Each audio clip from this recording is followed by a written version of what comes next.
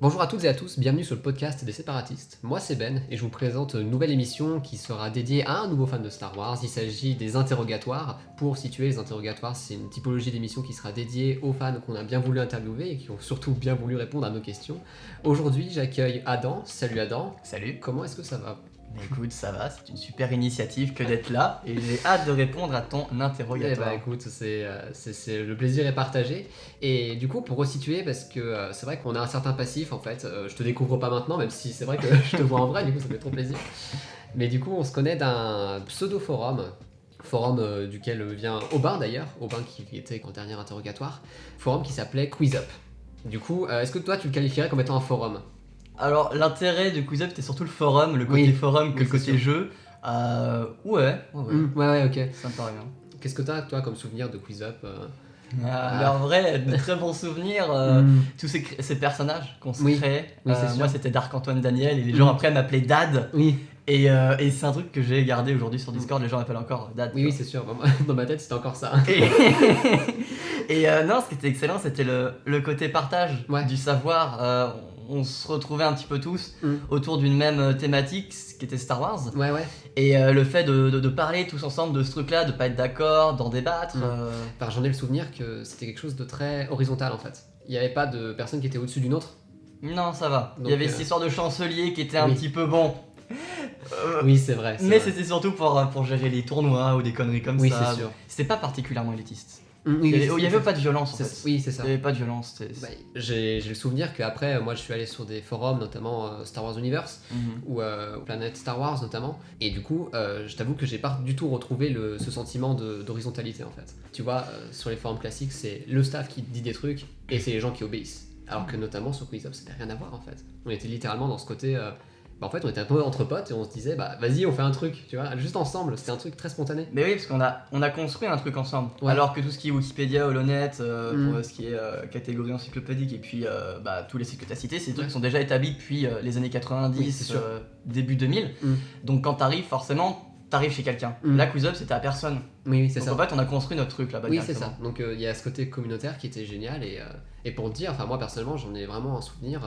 Ça fait partie de mes plus beaux souvenirs que j'ai eu en tant que fan de Star Wars sur internet. C'est vraiment des moments où je me disais, en fait, il y a des vrais gens en fait. C'est vraiment ce côté, contrairement par exemple sur les réseaux ou sur Insta où t'as l'impression que c'est un peu une espèce de masse, exactement. De mon côté, c'était beaucoup anglophone. Là, je me retrouvais sur QuizUp avec des vrais francophones qui étaient fans de Star Wars et j'avoue que c'était vraiment un super moment quoi. Mais bref, c'était qu'un simple propos introductif. Alors, rentrons dans le vif du sujet. Adam, d'où est-ce que tu viens ? Alors moi, territorialement, je suis français. Je viens du côté frontalier français qui est à côté de la Suisse. D'accord. Donc full Rhône-Alpes. Et c'est là-bas que mon père m'a initié très très jeune à Star Wars. Parce que lui, il faisait partie de la génération qui l'a découvert en 77. Ouais. D'accord, ok. Voilà, je viens d'une lignée de gros fans de Star Wars. Il n'y a pas plus. Il n'y a pas plus le horrible. premier, quoi. Voilà. Sûr. Et malheureusement, vu que je suis né en 98, soit un an avant la menace fantôme, j'ai rarement pu en voir au cinéma en fait. Du coup, quand La Revanche était sortie, j'avais 7 ans. Mon père il m'a dit c'est mort, t'iras pas au cinéma voir ce film, alors que j'ai des amis plus jeunes qui l'ont vu au cinéma. Ah oui, d'accord, ok. Et du coup j'ai cultivé Star Wars dans cette zone là, c'est-à-dire que c'est moi qui le consommais à ma manière. T'as découvert Star Wars grâce à ton père finalement. Il t'a montré les films super tôt ? Alors pas tous. D'accord. Quand j'étais petit, en fait, je pensais que la Guerre des Étoiles et Star Wars, c'était deux trucs différents. D'accord, ok. Je pensais que la Guerre des Étoiles, c'était la trilogie originale, et que Star Wars, c'était l'histoire d'Anakin Skywalker. Je n'arrivais pas encore à comprendre que c'était pas... c'est génial, c'était la même chose. C'est vrai que après, je te dis, ça fait quelques fans de Star Wars que j'interviewe. À chaque fois, j'ai l'impression que tous les débuts sont forcément chaotiques. Il y a toujours une incompréhension dès le début, en fait. Et après, on apprend à comprendre Star Wars, mais au début c'est toujours le bordel. C'est un peu ça la découverte du truc quoi. Quel est ton plus ancien souvenir concernant Star Wars ? Ça doit être... Alors je sais pas si tu connais les Micro Machines. Non, pas du tout. Alors les Micro Machines, c'est une marque de jouets américains. En fait, comme le dit le nom, ce sont des tout petits personnages et véhicules ou décors miniaturisés sur tout plein de licences. Et il y avait des Micro Machines Star Wars au début des années 2000. Et en fait, quand l'épisode 1 est sorti, ou quelques années après peut-être, genre en 2001, un truc comme ça, mon père m'achetait des micro-machines Star Wars de l'épisode 1. Donc j'avais un petit hangar du Pod Racer. Ah ouais, c'est cool ça. Avec un petit Ciboulba qui se baladait, t'avais une petite manivelle, mais c'est vraiment un des tout premiers jouets que j'ai eu de ma vie. Ah ouais, ok. Et la musique, par la musique. Je suis un très très grand consommateur de musique de classique en général, mais surtout des compositions de John Williams. Bon, il y a pire. Il y a pire, on est d'accord, donc je dirais que c'est peut-être même par la musique. D'accord, ok. Tout petit, ouais. Tu m'as fait découvrir du coup une nouvelle marque de jouets parce que je m'y connais à peu près, ça j'en ai absolument pas entendu parler. C'est assez obscur, ouais, ça existe encore en France, tu vois. Ça t'en pas que ce soit supprimé peut-être. Quel film tu as vu au cinéma finalement? Alors, le premier je crois que c'est la Reddit 3D de La Menace Fantôme. Ok, pareil en fait. Bah voilà. Salut. Je suis... alors, peut-être que c'est plus le long métrage Clone Wars en 2008. Oui, pareil alors, dans ce cas-là. Voilà. Je pensais que c'était avant. Ah non, la 3D c'est 2011, 2012, juste avant le rachat de Disney parce que... bon, je fais des détours. Vas-y. Ils ont fait aussi l'édit 3D de l'épisode 2. Mais en fait, comme Disney a annulé ces sorties-là, il n'a jamais été diffusé, sauf à une convention, à une célébration Star Wars officielle où j'ai pu aller, merci des dieux, j'ai pu aller, c'est la célébration Europe en 2013. D'accord. Et donc ça venait tout juste de se faire racheter, c'était à Essen en Allemagne.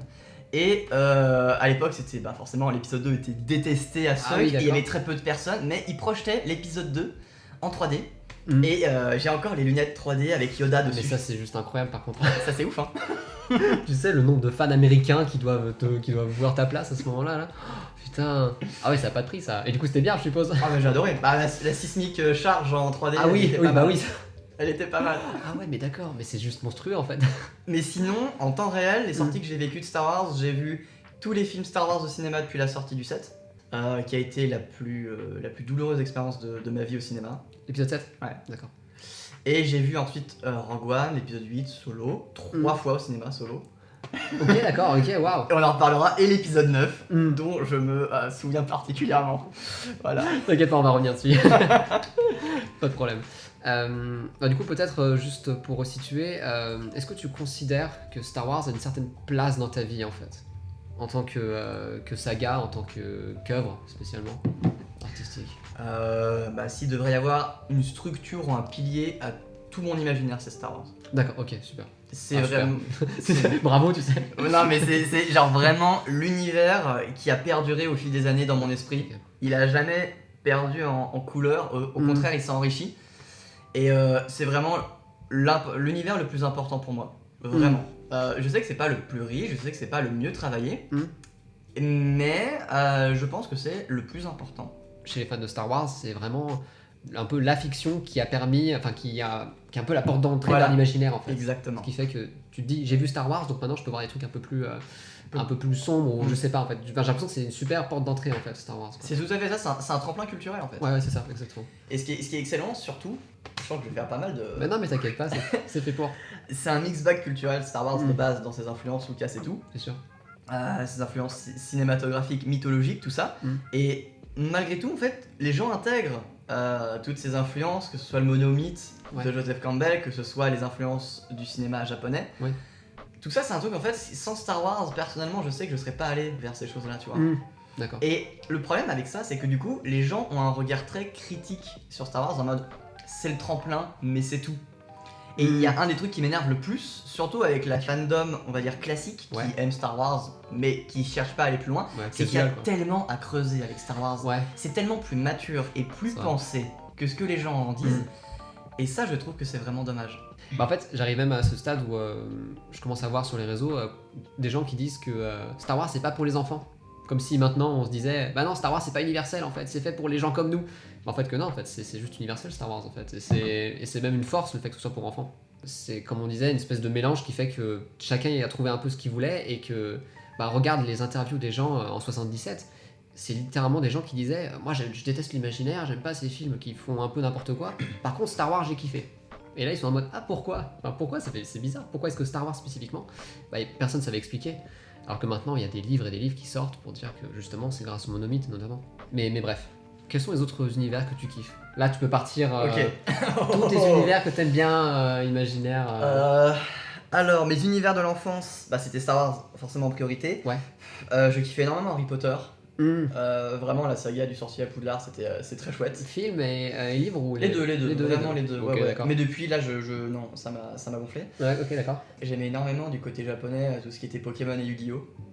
Et actuellement, on va dire que en termes d'univers, je côtoie beaucoup de choses. C'est-à-dire que je peux parler beaucoup de choses, mais il y a très peu de choses que j'affectionne ou dont je suis particulièrement spécialiste, comme je peux l'être avec Star Wars. D'accord, ok. Donc jeux vidéo, on peut partir sur tout plein de franchises, mais j'en ai aucune qui me tient particulièrement à cœur. D'accord. Et moi en fait j'ai fait des études de cinéma, donc j'ai une licence d'audiovisuel au cinéma. Et D'accord. du coup j'ai pas mal été amené à réfléchir sur l'art qu'est le cinéma en général, parce que là on parle de cinéma avec Star Wars, mais surtout sous toutes ses formes, donc que ce soit animation, live action, stop motion, tout ça. C'est sûr. Et du coup en fait on découvre un univers incroyable mais qui est condensé en une œuvre.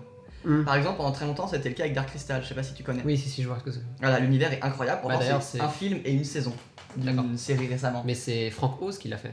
Ouais. Donc, oui, c'est Frank Oz. Ouais. Qui est, pour les gens qui connaissent pas, c'est la voix de Yoda. Et le mec qui fait les marionnettes. Enfin, je veux dire, c'est Yoda quoi, ce mec. C'est Yoda, exactement. Mais sinon, c'est une question super intéressante parce que du coup là, je me rends compte qu'il n'y a pas beaucoup d'univers que j'adore. J'aime beaucoup l'animation japonaise. Ouais. Pas tout. T'as des noms Ouais, bien sûr. Watanabe, tout ce qui est Cowboy Bebop. Ouais, c'est génial, c'est super. Incroyable. Tout ce qui est Studio Ghibli, évidemment. Satoshi Kon, enfin tous ces trucs-là, c'est plus c'est plus des films d'animation que des séries d'ailleurs. Oui, c'est sûr. Mais en série, je citerai ma dernière découverte qui est Titanic Galaxy de Masaki Yuasa. Ah, je connais pas du tout. Alors, c'est l'histoire très vite fait, c'est en 13 épisodes. Et en fait, c'est tiré d'un livre. C'est un étudiant qui arrive au lycée. En fait, il y a plusieurs clubs qui s'ouvrent à lui. C'est au Japon, ils ont des clubs pour tout. Oui, c'est sûr. Voilà. Et en fait, chaque épisode, c'est quelle serait son année scolaire ou toute sa scolarité s'il avait choisi ce club. Ah, d'accord. Et à chaque épisode, ça reboot. Sympa ça. Et à la fin, t'as accès à toutes les possibilités. Et c'est d'une créativité visuelle absolument ahurissante. D'accord, ok, super. Du coup, on parlait d'audiovisuel aussi, mais est-ce que t'as des découvertes aussi littéraires Littéraire, moi j'adore L'Épouvanteur de Joseph Delaney. Je sais pas si tu connais. Pas du tout. Voilà. Alors de base, c'est un peu une fiction pour jeune adolescent, tu vois, genre 13-14 ans. Un peu chair de poule, non? Alors un peu plus haut que chair de poule quand même, parce qu'il y a vraiment un world building génial, mais vraiment c'est ce côté fantastique, plus fantasy, ancré dans un médiéval très sombre que j'aime beaucoup. Et la Berserk un peu. Alors un peu moins. D'accord, ok. Chair de poule, Berserk, c'est entre les deux quoi. Et exactement, c'est entre les deux. Mais ça j'ai vraiment beaucoup aimé et j'achète encore les bouquins aujourd'hui, même si bon, j'ai lu des trucs un peu plus complexes. Ouais. Les univers ensuite que j'aime beaucoup, peut-être jeux vidéo, hormis Pokémon ou les grosses licences de ce style, je dirais The Last of Us.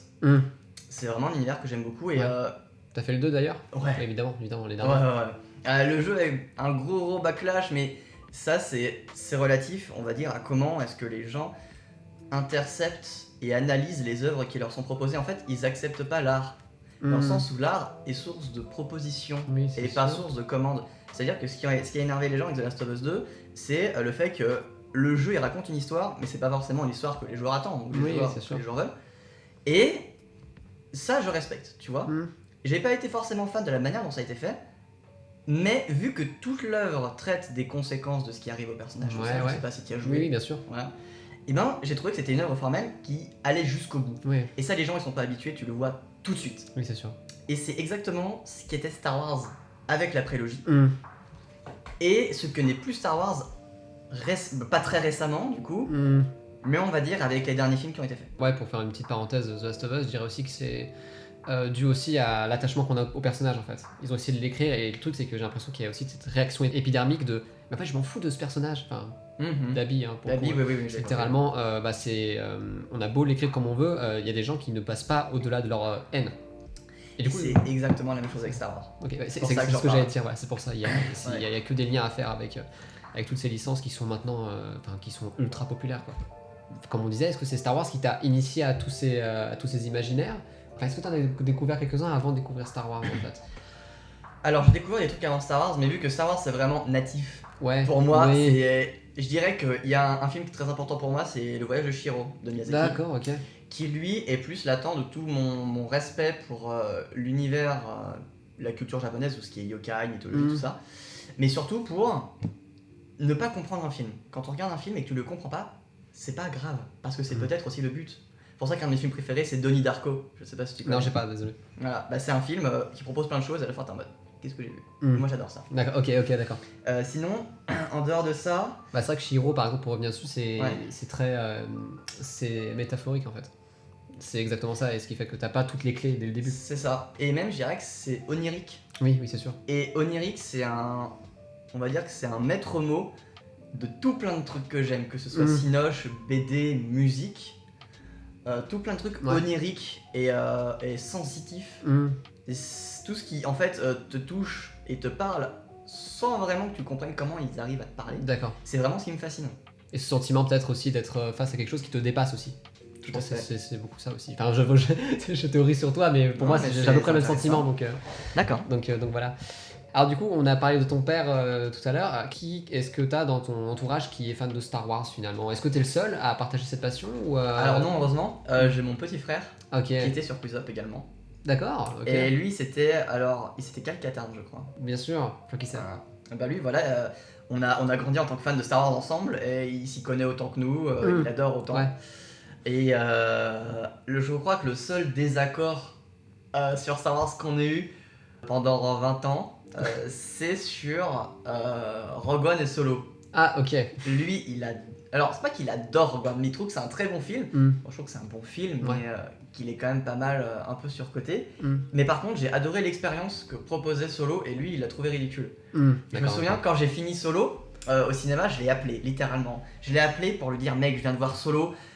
Incroyable, va le voir. Et il était en mode, mais je l'ai vu hier, mais quel joke ce film, c'était à chier. J'étais là, ah putain. mais en dehors de ça, j'ai quelques potes qui sont très fans. Je me souviens qu'au lycée, j'avais rencontré un gars, je commençais à lui parler Star Wars et tout, et puis là, direct, il parle dans le cycle de Traun. J'étais en mode, ah oui, d'accord, ah oui, donc tu connais et tout. Ah, donc oui. Dans Legends directement, dans avec Legends. Traun et tout. Donc la plupart de mes potes fans de Star Wars sont à fond Legends. Et mon ancien colocataire qui a 27 ans, et est un grand connaisseur. Bon, lui, du coup, il est né en 93, donc il a vécu la sortie de l'épisode 1 de Mémoire d'homme, on va dire.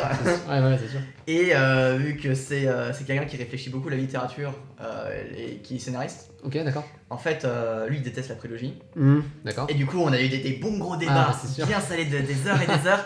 Mais je pense qu'en dehors de mon frère, c'est vraiment la personne qui connaît le plus de choses sur Star Wars que je connaisse. Ok, d'accord, ok. Ben, ça m'étonne aussi parce que de mon côté, moi j'ai un petit frère aussi et j'ai vécu la passion de Star Wars avec lui. Sauf que lui, c'est complètement détaché de ça en fait. Ah merde. Vraiment en mode, enfin c'était. Et à un moment, je me suis presque dit, en fait, c'est peut-être que c'est moi qui le forçais à être fan finalement. Et je pense que t'as eu peut-être eu ce même délire aussi. Ouais. Quand on est grand frère, c'est un petit peu ça en fait. On a envie de partager nos passions et des fois on se dit, ah, peut-être que ça lui correspond pas finalement. Après, il est plus parti côté Seigneur des Anneaux, tu vois. Donc finalement, on atterrit toujours quelque part. Quoi. Voilà, je dirais que Tolkien, c'est l'étape d'après Star Wars. Ah, si tu penses. Je pense. Parce que c'est à la fois plus riche en termes de sens et plus profond en termes de construction. Je préfère Star Wars. Parce que Seigneur des Anneaux, j'aime beaucoup les films, mais je m'intéresse pas spécialement à l'univers. D'accord. Tu vois, genre j'ai lu le Silmarillion, ça m'a gavé. Ah ouais, c'est super. Ça m'a giga gavé, et là je me suis dit, en fait, c'est pas l'univers que j'apprécie, mais c'est ce qui se passe dans les films. Oui, bien sûr. Peut-être plus filmiquement, tu vois, où tu. Ouais, je comprends. C'est ça. Ouais, c'est vrai que le Silmarillion, putain, c'est le plus dur, je crois. C'est vraiment le plus. Ouais, je suis pas allé au bout. Hein. Ouais. Je te rassure.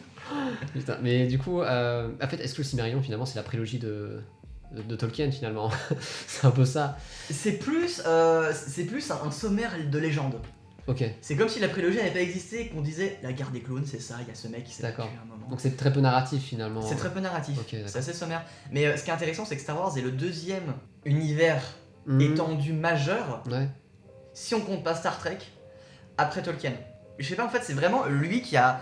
C'est Star Wars qui a cet univers qui a répandu cette idée qu'il y a un univers, on peut ajouter tout plein de choses dedans à notre sauce. Auteur de BD, de romans, de jeux vidéo, même les genres d'internet, qui va condenser et construire un passif à ce truc qui est juste des films, et qui n'existait pas. Particulièrement avant, tu verras, le cosplay a été inventé pour Star Wars. Les premiers cosplays, c'était Dark Vador en 78. Ah oui, d'accord. Les premières conventions geek, c'était Star Wars. Alors peut-être devait y avoir des conventions Doctor Who avant, je dis pas. Ouais, hein. peut-être. C'est pas le premier. Waouh. Mais c'est celui qui a démocratisé en fait, qui l'a rendu Oui, public. c'est ça. Bah, en fait, est-ce que c'est le créateur de la pop culture? Peut-être un peu. Après, je sais pas, il y avait peut-être du Flash Gordon avant, donc comment dire. C'est ça. Il y avait du Godzilla aussi, donc pas spécialement, mais je trouve qu'il l'a formaté. C'est Star Wars qui a créé une forme pour cette culture qui était. On va dire que c'est le nerf de la pop culture actuelle. Oui, voilà, c'est peut-être ça. alors. Tout à fait. Bah, du moins, c'est peut-être à ses origines parce que j'ai pas l'impression de retrouver Star Wars dans la pop culture actuelle. Tu vois. Peut-être plus à l'époque, mais. Même Star Wars, j'ai du mal à le retrouver dans le Star Wars actuel. Oh, comment ça parle mal. C'est normal, c'est bienvenu. Hein, vous êtes sur le bon podcast. Hein. Du coup, tu partages ta passion du coup avec des gens de ta famille et ça c'est trop cool. Est-ce que, ça c'est une question que je pose tout le temps, si tu as prévu d'avoir des enfants un jour, est-ce que tu as prévu de leur transmettre Star Wars? Si oui, comment? Évidemment, comment? C'est une excellente question. Déjà, si j'ai un gamin, son deuxième nom, voire son premier prénom, c'est Anakin. D'accord, ok, d'accord. Ça c'est sûr. J'ai failli m'appeler Anakin moi-même. Mais mon père a pas osé le proposer à ma mère. Qui m'a dit un jour, mais si j'avais su, genre en deuxième prénom, ça aurait été très bien. Mais là pour l'interrogatoire, ça aurait été trop stylé. Mais j'aurais pu m'appeler Anakin, bordel de merde, dans quelle vie on est là? Là on se contente d'Adam, bon bah. Voilà, attends, mais c'est terrible. Mais sinon, comment C'est une très bonne question. Je pense d'abord montrer la trilogie originale. D'accord. Parce que malgré, à l'époque, en plus quand j'étais gamin, quand on disait les nouveaux Star Wars, ils sont beaucoup mieux faits, c'est plus accessible, c'est plus joli en parlant de la prélogie, qui est maintenant devenue l'inverse. Genre la prélogie, elle est plus accessible, les CGI sont dégueulasses, machin. Ouais, okay. Je pense quand même qu'il y a quelque chose de vachement plus communicatif à travers les enfants avec la trilogie originale. Ouais, peut-être. Parce que c'est plus classique, parce que c'est plus linéaire, mais en même temps c'est vraiment raconté comme un conte, comme une féerie. Oui, c'est sûr. Donc je pense que appréhender Star Wars avec la trilogie originale est vachement plus intéressant. Et peut-être ça doit être plus simple aussi, par exemple, vu qu'on suit Luke, on voit le personnage d'un film à l'autre, alors que Anakin, on le voit gosse, ensuite on le voit adolescent mais jeune adulte. Mais du coup, quand t'es gosse, des fois tu perds le fil. C'est compliqué. Voilà. Tu te dis, est-ce que c'est vraiment Anakin? Donc s'il accroche à la trilogie, il ou elle, c'est sûr qu'il accrochera au reste, quoi, de toute façon. D'accord, ok. La question de la post-logie, qu'est-ce que t'en fais du coup? Tu caches ces films ou On aborde ça tout de suite? Je sais pas. Alors pour moi, la post-logie, c'est. Je dis pas que c'est complètement à chier. Tu vois, en tant que film, le 7, je le trouve pas spécialement immonde. Il y a la photographie du 8 est vraiment sympa. Mon problème, en fait, il est généralisé avec le mode de production actuel, qui est en fait tous les soucis, toute l'hypocrisie de la pop culture façonnée en cahier des charges, moi j'appelle ça un gobage de moule, c'est comme si on t'ouvre le bec et qu'on te fout un entonnoir et comme ça. C'est sûr. À partir du moment où un artiste n'est plus force de proposition, ce qui est super ironique parce que George Lucas s'était battu contre les Suds de toute sa vie, mais ce mec c'est une proposition quoi. Ça c'est un giga débat que j'aimerais pas avoir là tout de suite. D'accord, ok. Pour moi la post-logie c'est vraiment le syndrome de tout ce qui ne va pas dans le monde de l'art. Donc au-delà de pas aimer l'histoire ou machin, franchement, j'ai vécu le 7 comme une trahison. Pas en tant que personne, parce que, écoute, Star Wars ne m'appartient pas, même si je pense que toute œuvre qui existe appartient d'une certaine manière à l'œil qui la voit, mais j'étais plus effaré de voir à quel point les possibilités narratives et thématiques d'un univers aussi riche que Star Wars et aussi intéressant étaient rangées de côté pour uniquement faire un remake déguisé, mais qui non seulement ne proposait rien, mais en plus était profondément idiot. Je dis pas que tout n'a jamais été profondément ultra intellect dans Star Wars, hein. Et en plus le 7 c'est un des moins cons. Mais je veux dire, j'ai quand même trouvé ça offensant et d'autant plus flippant que tout le monde à l'époque jubilait sur le film. Ouais, ça, en fait, ça m'a terrifié. Je me rejoins complètement là-dedans parce que j'ai vécu la sortie de Star Wars 7 aussi un peu avec toi parce que finalement je partageais on était sur Quiz Up à l'époque. On partageait nos avis sur Quiz Up, donc évidemment en fait finalement on a un peu tous échangé de ce côté, mais je t'avoue que moi ça m'a fait extrêmement mal de voir à quel point le film était extrêmement bien reçu. Et pour te dire, je me répète peut-être avec d'autres émissions, mais je me suis enfoncé dans un déni après l'épisode 7 qui a duré un peu après Rogue One. Même jusqu'avant l'épisode 8 en fait, ça a presque duré 2 ans où finalement j'ai essayé de défendre l'épisode 8 en fait, enfin l'épisode 7 pardon. Comment est-ce que t'as du coup communiqué ton avis finalement sur internet de ce côté le fait que du coup tu te retrouves face à la communauté finalement, est-ce que tu découvrais aussi un peu la communauté Star Wars Tout à fait, parce que contrairement à toi, moi s'il y a bien un sujet sur lequel je me serais toujours défendu, c'est Star Wars, tu vois. D'accord, c'est ok. aussi important que ça pour moi. Et je me souviens avoir découvert aussi à cette époque-là que la prélogie était considérée comme nulle à chier par l'ensemble des fans. Et cette double découverte, que l'épisode 7 était maintenant considéré comme le nouveau l'Empire contre-attaque, comme à chaque fois qu'il y a un film Star Wars qui sort. Et magnifique. Et que la prélogie, qui est un des aspects de Star Wars que j'aime le plus, était vraiment ultra critiquée, décriée. Oui, c'est sûr. Et souvent pour des raisons que je trouve encore inacceptables. Je dis pas que je suis d'accord, que je suis pas d'accord avec toutes les critiques, hein. Elle est clairement pas exemple de défaut. Ça m'a vraiment fait très mal. Et au lieu de me replier et de faire comme le moule, au contraire, j'ai été brûlant sur internet. D'accord. J'ai été vraiment brûlant. Je me souviens que je m'offensais très facilement quand il s'agissait de Star Wars, même dans la vraie vie, quand on commençait à me parler de Star Wars, j'y allais avec les pincettes où je faisais celui qui ne savait pas. Oui. Ah oui, mais c'est bien Star Wars, ouais. Ah oui, j'ai vu, oui. Mais sans aller plus loin, tu vois. C'est sûr, ok. Et je me souviens, les peu de personnes qui osaient dire qu'ils n'avaient pas aimé Star Wars 7, ben ils avaient qu'un moyen, c'était de faire comme moi, c'était d'y aller à fond. Et il y avait un youtubeur que j'aimais beaucoup à l'époque qui s'appelait Calgebut Cartoon Trash. Oui, je vois qui c'est. Qui faisait des animations, et il avait fait une vidéo où il expliquait sa réaction à Star Wars 7. Et bon, c'était ultra violent et vulgaire, mais c'était une catharsis pour moi, tu vois. Oui, d'accord, bien sûr. De voir une vidéo qui partageait mon opinion là-dessus à l'époque, ce qui est maintenant devenu la trend de dire de mal de la postlogie. Ça me faisait du bien de l'époque. Et en plus, Cashball, je veux dire, c'est super transgressif. Hein, c'est très transgressif. Et je l'ai vécu comme toi, même beaucoup plus loin, parce qu'après il y a eu le deuxième chapitre qui était plus l'épisode 8, c'était pas les quelques fans qui ont pas aimé contre le reste de la fandom, c'était Disney contre les fans. Les fans s'entre-déchirent entre eux et Disney, il bousillait tout le monde. Donc ça, moi, ça a encore duré longtemps, mais à partir de ce moment-là, j'étais en phase avec moi-même. D'accord. Je regarderai plus leurs films, c'est tout simple. Oui, d'accord, ok.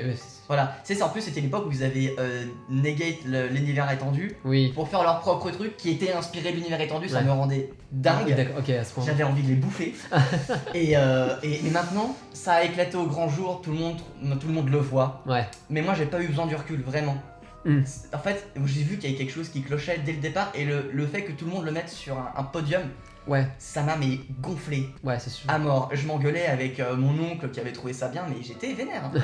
J'étais vénère, bon, gentiment évidemment, je suis pas un taré. Mais... Oui, je vois complètement, et surtout que c'est vraiment sympa d'avoir un point de vue vraiment détaché maintenant, parce que à l'époque, on était dans on était dans l'ébullition de Star Wars en fait. C'était l'événement Star Wars, donc finalement les avis critiques de ce côté-là étaient complètement annihilés finalement. Et ce qui était cool, c'est que du coup, il y avait tout un groupe énorme de millénials qui n'étaient pas encore fans de Star Wars, qui ont découvert Star Wars. Donc ça, c'est formidable. Mais en même temps, ça s'est encore plus démocratisé parce que Star Wars, c'est un des univers les plus partagés, les plus connus du monde. Mais malgré tout, l'univers Star Wars, c'est un truc de niche. Ça a été très longtemps un truc, voilà, genre, ah, tu connais Maharaja, putain, waouh. Maintenant, tout le monde y a accès et de plus en plus de gens disent n'importe quoi avec. Enfin, c'est normal, plus il y a de gens qui connaissent et qui aiment, mieux c'est, mais en même temps, plus dangereux ça peut être. Plus dangereux ça peut être.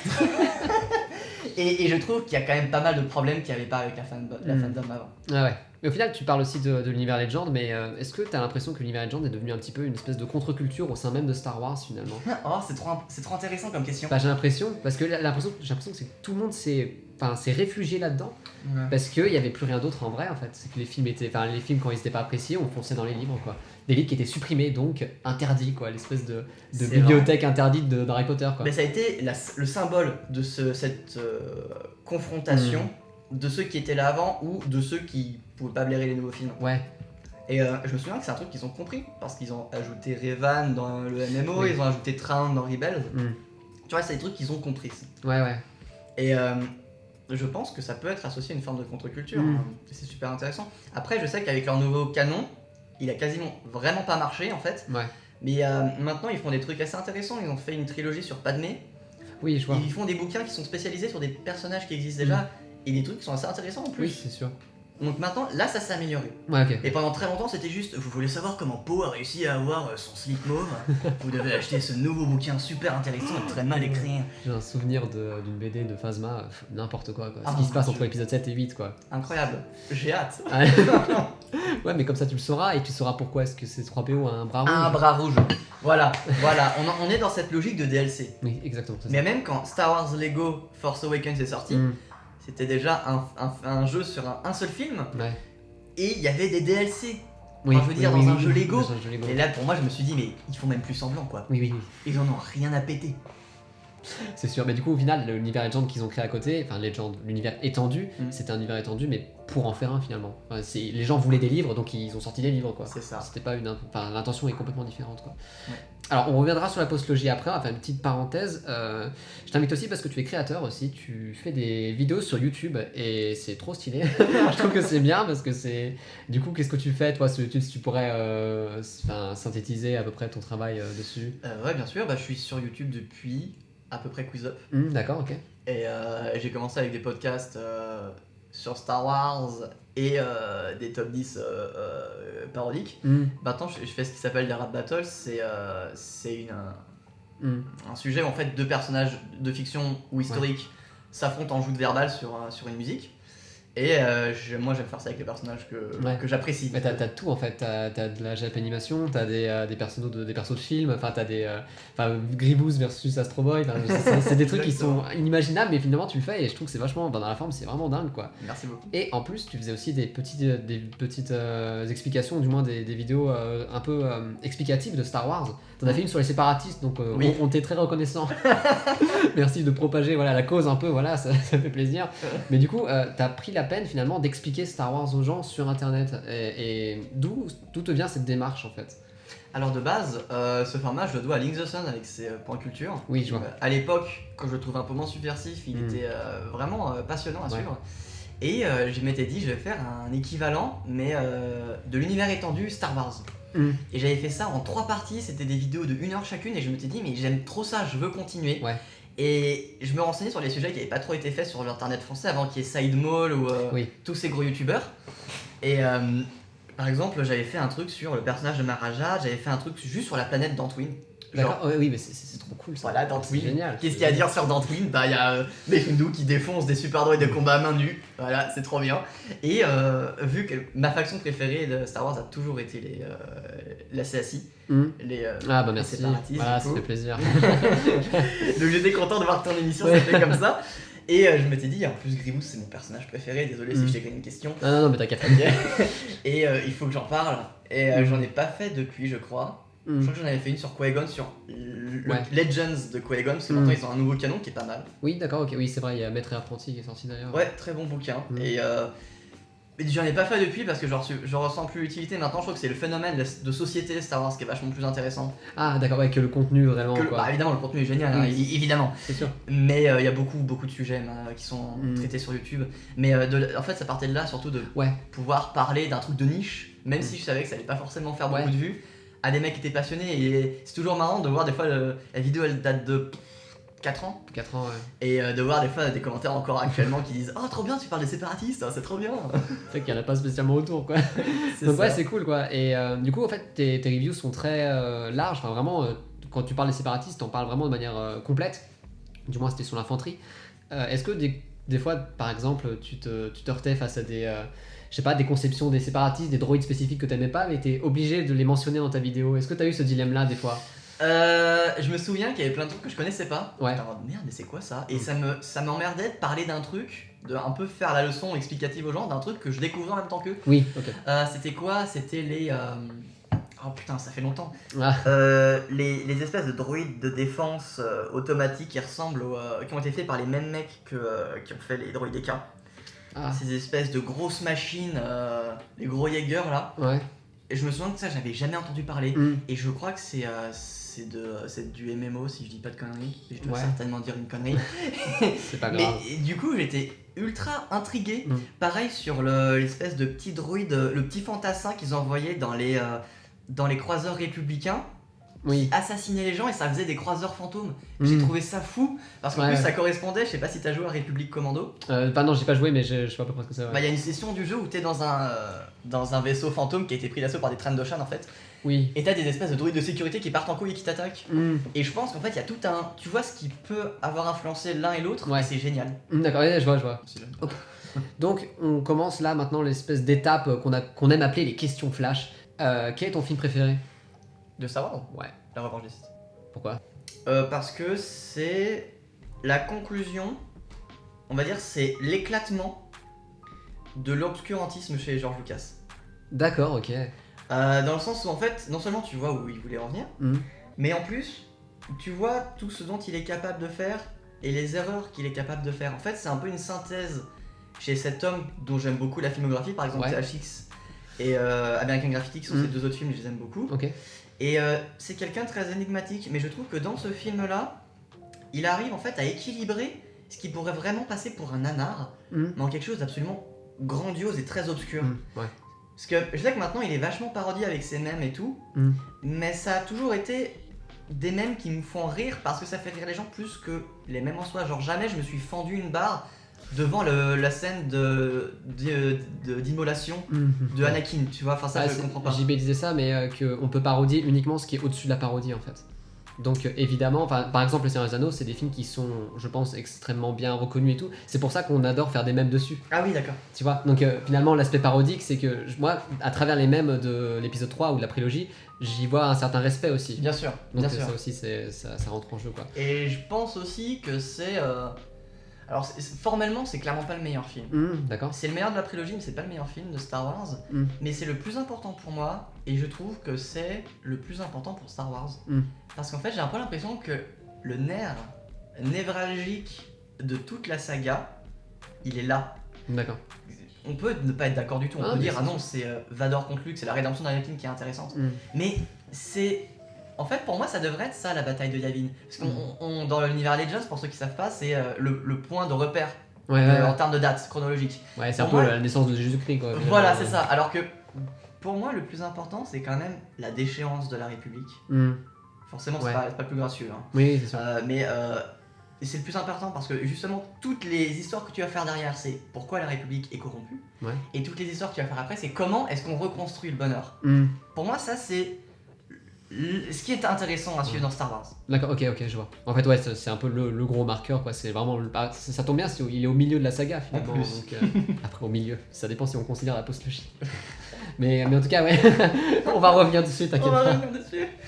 Alors, question un peu plus complexe. Enfin, complexe, du moins, beaucoup de gens ont du mal à avoir une réponse très claire. Quelle est ta scène favorite de Star Wars? Ah bah, c'est dans l'épisode 3. Épisode 3 encore.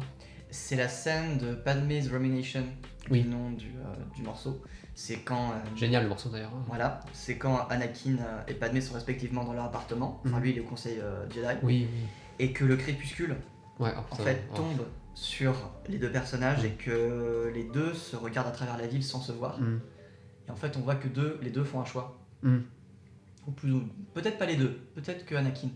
Mais c'est là où je trouve justement, dans le nerf qu'est la revanche des Sith, c'est le nerf de la revanche des Sith. Oui d'accord, ok, oui, bien sûr. C'est le passage le plus important du film et je trouve que c'est le plus beau. Mais surtout, moi j'aime beaucoup faire des images et tout, mais visuellement, juste regarder au-delà d'Anakin, le paysage. J'en ai des frissons là. Oui, mais Coruscant, on voit masse de paysages très différents de Coruscant, mais à ce moment-là, c'est en plus contre-champ avec le temple Jedi en feu. Enfin, je veux dire, là, mythologiquement, il est pas encore en feu. Hein. Ah, il est pas encore en feu. Non, c'est quand Anakin avant. Ça serait drôle quand même. Mais il brûle. Ça brûle. Ouais, je vois. Mais du coup, au final, t'as vraiment. C'est une scène qui, pour beaucoup, est anecdotique finalement. C'est juste une scène de transition, mais au final, c'est celle qui t'a marqué finalement. C'est ça qui m'a marqué. Parce que c'est surtout la couleur de la scène aussi. Oui, c'est sûr. Parce qu'en fait, dans la prélogie, ou alors on va dire les scènes qui me reviennent là tout de suite, j'ai certainement dire une merde, c'est que Lucas utilise que 2 fois le crépuscule, quand le soleil se couche. La première fois, c'est à la fin de l'attaque des clones. Quand Yoda dit de commencer bien juste la guerre des clones, c'est le mystère qui tombe. C'est... tu vois, c'est la période noire qui arrive. C'est exactement. Et il le réutilise uniquement dans la revanche des Sith, qui jusqu'ici était quasiment que de nuit ou de jour. Il l'utilise dans cette scène-là, pour moi, qui est le crépuscule du destin d'Anakin. D'accord, ok. Ta réplique favorite de Star Wars? Alors là, c'est un peu plus spécifique. Oh la vache. Ah, la réplique, ouais. Oh là là, c'est giga dur. Je te jure. Ça, c'est vrai, c'est la deuxième plus dure. Pour moi, c'est la plus dure parce qu'il y en a beaucoup que j'aime bien. Alors, peut-être pas ma préférée, mais c'est celle qui me marque le plus.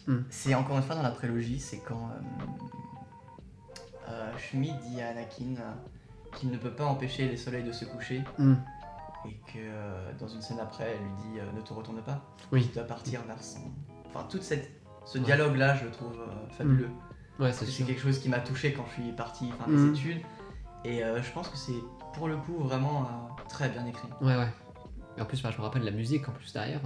Voilà, le setting, le fait que le petit garçon il soit debout, que la mère soit agenouillée près de lui, que Qui-Gon l'attende. Enfin, vraiment, cette scène marche, mais surtout par le dialogue, par ce qu'elle lui dit, parce que c'est rare. Après, là, je parle de la VF, uniquement de la VF. D'accord.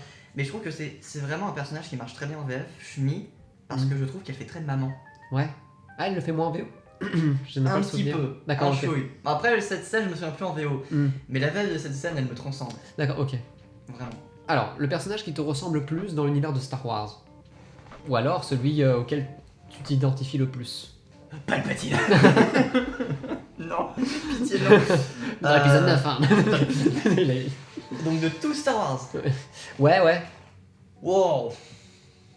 Bah moi pendant longtemps jusqu'à ce qu'il soit un petit peu surutilisé, c'était Ahsoka. D'accord, ok. C'est un personnage que je défendais énormément, surtout sur Quiz Up. Et j'ai tendance à beaucoup en défendre aujourd'hui, malheureusement, mais ce côté, elle est jetée dans une arène et elle est au début sous l'emprise de quelqu'un qui n'était pas forcément d'accord pour l'entraîner. Ouais. C'est pas quelque chose à laquelle je m'identifie, mais je pense que c'était son arc de personnage dans les 3 dernières saisons de Clone Wars qui m'a le plus touché. D'accord. Le fait d'être vraiment toute seule. À la fin, tu sais, quand le conseil Jedi dit on peut te reprendre si tu veux et qu'elle refuse. C'est pas un personnage auquel je m'identifie, mais je pense que c'est un personnage qui est vraiment touchant et qui essaie de faire le bien autour de lui. D'accord. Et ça, c'est une constante chez le personnage, même dans ses différentes versions, ça a toujours été ça, la bienveillance. Et je pense que si, du coup, cette bienveillance, je peux me l'attribuer, pourquoi pas. Tu disais que le personnage est maintenant trop utilisé, qu'est-ce que t'entends par là? Alors, c'est un peu devenu le nouveau personnage préféré général, genre dans le sens où, et ce que je trouvais génial avec Ahsoka, c'est qu'on sait pas où elle est dans les films, elle y est pas. Ouais. Alors, elle manque les films, c'est sûr. Voilà. Du coup, c'était quoi l'idée qu'ils avaient trouvée, que j'ai trouvé géniale? Elle décide de partir de l'ordre Jedi. Du coup, elle a survécu, mais on n'en sait pas plus. Et moi, je trouvais que c'était parfait. Pareil. Incroyable. On la revoit dans Rebels. Bon, d'accord, ok. Ce qu'ils avaient fait dans Rebels, c'était pas mal. Parce qu'on la voit pas trop, on sait qu'elle est de la rébellion, ce qui peut être logique, tu vois. Ouais. Elle a un super duel contre Vador. Donc bon, là on touche plus sur du Force Unleashed. Ouais, c'est vrai. Mais ça va. Ensuite, ils ont fait que c'était une sorte de paladin Jedi dans le post-Rebels, j'ai pas compris. Et ils l'ont fait revenir dans Clone Wars. Pour la dernière saison qui était La dernière saison. Il y a 2 ans, je crois. Le dernier arc est incroyable, mais j'ai un gros souci avec Ahsoka, c'est qu'ils en ont fait un personnage imblairable. Je la trouve horrible. D'accord. Elle est elle a un V-maul sans difficulté. Je vais te tuer. Et d'accord. Mais c'est un peu la marque de fabrique de Clone Wars. Ouais, c'est vrai. Tous les méchants, ils sont un peu pathétiques. C'est vrai. C'est dommage parce que finalement, je me rappelle, The Clone Wars de 2003, c'était pas le cas du tout. Non. Les méchants étaient c'est vraiment depuis Clone Wars de 2008, Grievous, on n'en parle pas. Moi, c'est Ventress, moi qui. Ventress, quoi. La différence entre les deux Clone Wars, c'est terrible. Ouais. Mais tu vois, du coup, pour revenir sur Ahsoka, moi, c'est. J'ai pas eu. Spécialement, je suis pas tant dans le personnage que ça, donc j'arriverai pas à identifier le fait qu'elle ait vraiment changé vers la fin. Ouais. Mais par contre, ce que je critique, c'est sa place. C'est que, comme tu disais, le fait qu'elle se barre à la fin de la saison 5, c'était parfait. C'était le moment où elle quittait les films, où elle revenait dans Rebels, il n'y a aucun problème. Ouais. Sauf que là, c'est l'inverse, c'est qu'on te le remet, et on te le remet en plein milieu de l'an 66, on la remet en plein milieu de Clone, c'est littéralement là où elle ne devait pas être, quoi. Donc au final, c'est un peu ce côté, un peu fanservice de ce côté. Et elle revient d'un Mandalorian, tout ça, même si j'ai beaucoup aimé l'épisode d'un Mandalorian, tu vois, mais je trouve qu'elle prend vraiment beaucoup trop de place. C'était un personnage qui était vraiment intéressant dans un point temporel. Genre, tu te dis, ah putain, c'est vrai qu'Ahsoka c'était mignon, tu vois. Là, ça devient vraiment chiant. Ouais, c'est vrai. Et j'ai pour une petite critique de mon côté, j'en ai marre qu'on surutilise le personnage d'Ahsoka dans les Lego. On voit que ça, il y a que ça constamment maintenant. On n'a plus aucun Jedi. Avant, on a que galéré à l'avoir. Ah, mais en plus, le pire, c'est que c'était la version The Clone Wars, du coup, il y avait les gros yeux, du coup, c'était pas la version qui me convenait. Alors que maintenant, on a une figurine, elle est magnifique, mais on a que celle-là. On n'a plus aucun Jedi maintenant, donc bref, c'était mon coup de gueule. Alors, est-ce que t'as une planète ou environnement qui te plaît le plus en termes d'ambiance ou. Kamino. C'est exactement ce que je dis, moi. Je suis content, enfin. Directement Kamino. Merci. Pourquoi? Même si ça va sûrement être les mêmes raisons que moi. Je trouve l'ambiance et le visuel formidable. Le côté un petit peu laboratoire aussi, mais vraiment laboratoire très épuré, très et très éthéré, ouais, je trouve. Très éthéré, très sympa, qui contraste fortement avec l'extérieur. On voit très peu de créatures, tout ce qu'on sait c'est qu'il y a les Caminiens et leur espèce de dragon là. Ouais. Tout ce qu'on sait c'est ça, mais ça suffit. Sûr. Mais en même temps, ça provient de la prélogie qui, quoi qu'on puisse en dire, a vraiment un world building incroyable. Il se dit, ça dit rien, mais ça montre tout. Ouais. Et sinon, j'aime beaucoup forcément toutes les scènes qui en découlent dans les films. Ouais. Et le gros questionnement sur le clonage, sur qu'est-ce que ça peut apporter à l'univers Star Wars, tout ça, je trouve que avec Kamino, ça marche vraiment bien. Ouais, ok, d'accord. Je trouve que c'est une ambiance qu'on ne l'aborde pas en fait. C'est une planète, moi, t'es la première personne qui me dit qu'elle aime bien cette planète, quoi. Donc ça m'étonne vachement, ouais, parce qu'on pense souvent à des trucs, Tatooine ou Mustafar pour les plus chauds d'entre nous. Mais je veux dire, ouais, il y a ce côté, des planètes qui sont un petit peu sous-estimées, quoi. Et je trouve que Kamino, c'est juste magnifique, quoi. Et la musique, encore une fois. Allons sur la musique. Vas-y. Musique préférée alors. Est-ce que t'en as un? Ou alors un thème? Très facile, j'en ai une. Pour rester sur Kamino, c'est Across the Stars. D'accord. Le thème de Romance d'Anakin et Padmé. Parce que je trouve qu'il condense absolument tout ce qu'il y a. Ouais. Donc, tu vois, je dis pas que c'est le meilleur, mais vraiment, c'est celui, il me les coupe, c'est mon réveil depuis 10 ans. Ah d'accord, ok. C'est la musique que j'écoute peut-être le plus dans ma vie. Ah oui, d'accord, ok. Et parce que je trouve qu'elle se suffit pas à Star Wars. En fait, elle déborde de Star Wars. Ouais. C'est incroyable. C'est pour ça que les gens l'utilisent, mais comme ils savent même pas qu'elle vient de Star Wars en fait. C'est juste thème d'amour sur YouTube et tu tombes dessus et tu fais elle est sympa, mais ça vient de Star Wars quoi. Ouais, ça m'étonne vachement parce que c'est encore une musique qui. Elle est jamais critiquée, mais c'est la romance qu'elle illustre qui est critiquée. Ce qui fait qu'on dit que la romance est nulle à chier, par contre la musique est bien. Donc il y a une espèce d'équilibre qui fait que. J'ai même vu pas mal de critiques qui disaient que si la romance était aussi gnangnan, c'était par l'utilisation de la musique que Williams avait foiré la musique romantique. Ah oui, d'accord. Ouais, j'ai déjà vu ça aussi, tu vois. C'est intéressant. Tout a été critiqué sur cette romance, tu vois, même la musique. Ok. Mais ce que je trouve vraiment intéressant dans cette musique, si je peux encore. Ouais, vas-y, bien sûr. C'est la noirceur dont elle est empreinte en fait. C'est pas. Tragique un peu, ouais. Ouais, c'est pas le thème Meadow Picnic, si tu vois. Oui, exactement. C'est vraiment cette ambiance, on s'aime pendant une guerre, on s'aime mais quelque chose ne va pas. Ouais. Et l'utilisation de tous les thèmes de Anakin, forcément il n'est pas encore fait Anakin's Betrayal et tout ça, oui. de thèmes du premier, de thèmes de Star Wars, tout est vraiment bien orchestré, littéralement, pour faire une suite logique de la torpeur dans laquelle est Anakin. Oui, d'accord, ok. Et Anakin, j'ai hésité à répondre à Anakin quand tu m'as parlé de personnage. C'est pas un personnage avec lequel je m'identifie, mais c'est le personnage qui me touche le plus. Oui, d'accord. Dans Star Wars. Ouais, dans son parcours, quoi. Dans son parcours, exactement. Pour continuer, alors un peu plus in-universe, le maître Jedi que tu aimerais avoir, si tu étais un apprenti Jedi, tu serais à peu près attiré vers quel maître, à peu près? Quel maître? Il y en a beaucoup. Waouh, c'est giga dur comme réponse, mais j'ai envie de répondre, alors je vais prendre le temps. Rey Skywalker. Elle a pas besoin d'apprenti, elle, qu'est-ce que tu me parles? Attends, elle est son propre apprenti, excuse-moi. Je pense que je partirais sur un perso de l'Ancienne République. Parce que même si j'aime beaucoup Obi-Wan, je pense pas que ce soit un bon maître. Ouais. Ce qu'on a pu le voir. J'aime beaucoup Yoda. Mais je pense que c'est pas un maître qu'il est super non plus agréable d'avoir. Il est pas très pédagogue, ouais, c'est vrai. Et c'est pas Qui-Gon, parce que j'adore Qui-Gon, mais bon, c'est pas le meilleur mentor non plus. Même si on peut ne pas être d'accord avec ça. Ouais.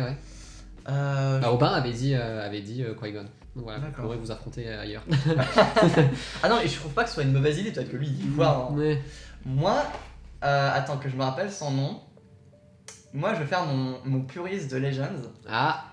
Et je vais parler du maître Faekoven. Je ne le connais pas. Et maître Faekoven, si je dis pas de conneries, c'est celle qui a sorti la prophétie de l'élu. Attends, du coup, c'est à peu près quelle période dans Star Wars finalement? Avant épisode 1? Ah oui, je sais pas si tu vois le bouquin sorti chez Larousse, le code code Jedi. Ouais, je vois à peu près, mais je l'ai pas lu. Ok, en fait, en vrai, si tu peux le trouver, chope-le, il est incroyable. Ok. Parce qu'il est full Legends, et c'est comme des carnets que se passent de maître en disciple, et t'as les annotations de tout le monde dessus. C'est ce fameux livre. Et t'as un chapitre sur le grand maître Faekoven, donc qui était le grand maître du temple Jedi de l'ordre à un moment. Le Yoda de l'époque, quoi. Le Yoda de l'époque. Je crois que c'est une cathare. C'est les personnages un peu chats. Oui. Il y a juste un paragraphe qu'il a décrit, et je trouve que c'est incroyable. D'accord, ok. Genre, j'ai plus le le paragraphe en tête malheureusement, donc je pourrais pas vraiment expliquer par cœur, bah vas-y. Mais ce personnage, il m'a toujours fasciné parce que je crois qu'il a été mentionné que là. D'accord. Et je sais pas, cet attrait qu'avait un peu Qui-Gon pour le coup, du mysticisme que lui avait donné Dooku. Oui. Très prophétique, Elle l'a, ouais, cet aspect prophétique elle l'a, mais elle avait l'air aussi, je sais pas, d'être une espèce de battante, comme une espèce de chevalier. D'accord. Tu sais, chevalier Jedi, c'est pas pour rien que quand on dit ça, cette espèce de sens noble, juste et combatif. J'ai l'impression que ce maître, c'est ce qu'il avait. Alors c'est pas un maître que je connais aussi bien forcément que tous les autres personnages, mais si je peux idyller un personnage, un maître, ce serait le c'est super intéressant parce que du coup tu te mets sur un personnage qui est finalement très tertiaire dans on va dire, s'il faut résumer Star Wars, personne dira ça. Mais évidemment, faut connaître un peu les légendes.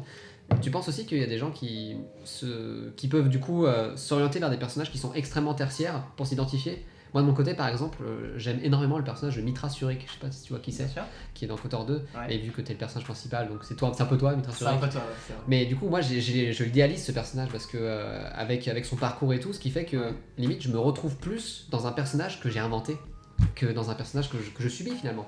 Ouais, mais là on retrouve ce que je disais tout à l'heure, en tant que quand l'art est produit, c'est l'art de quelqu'un, mais il appartient à l'œil de celui qui le regarde, celui qui le joue.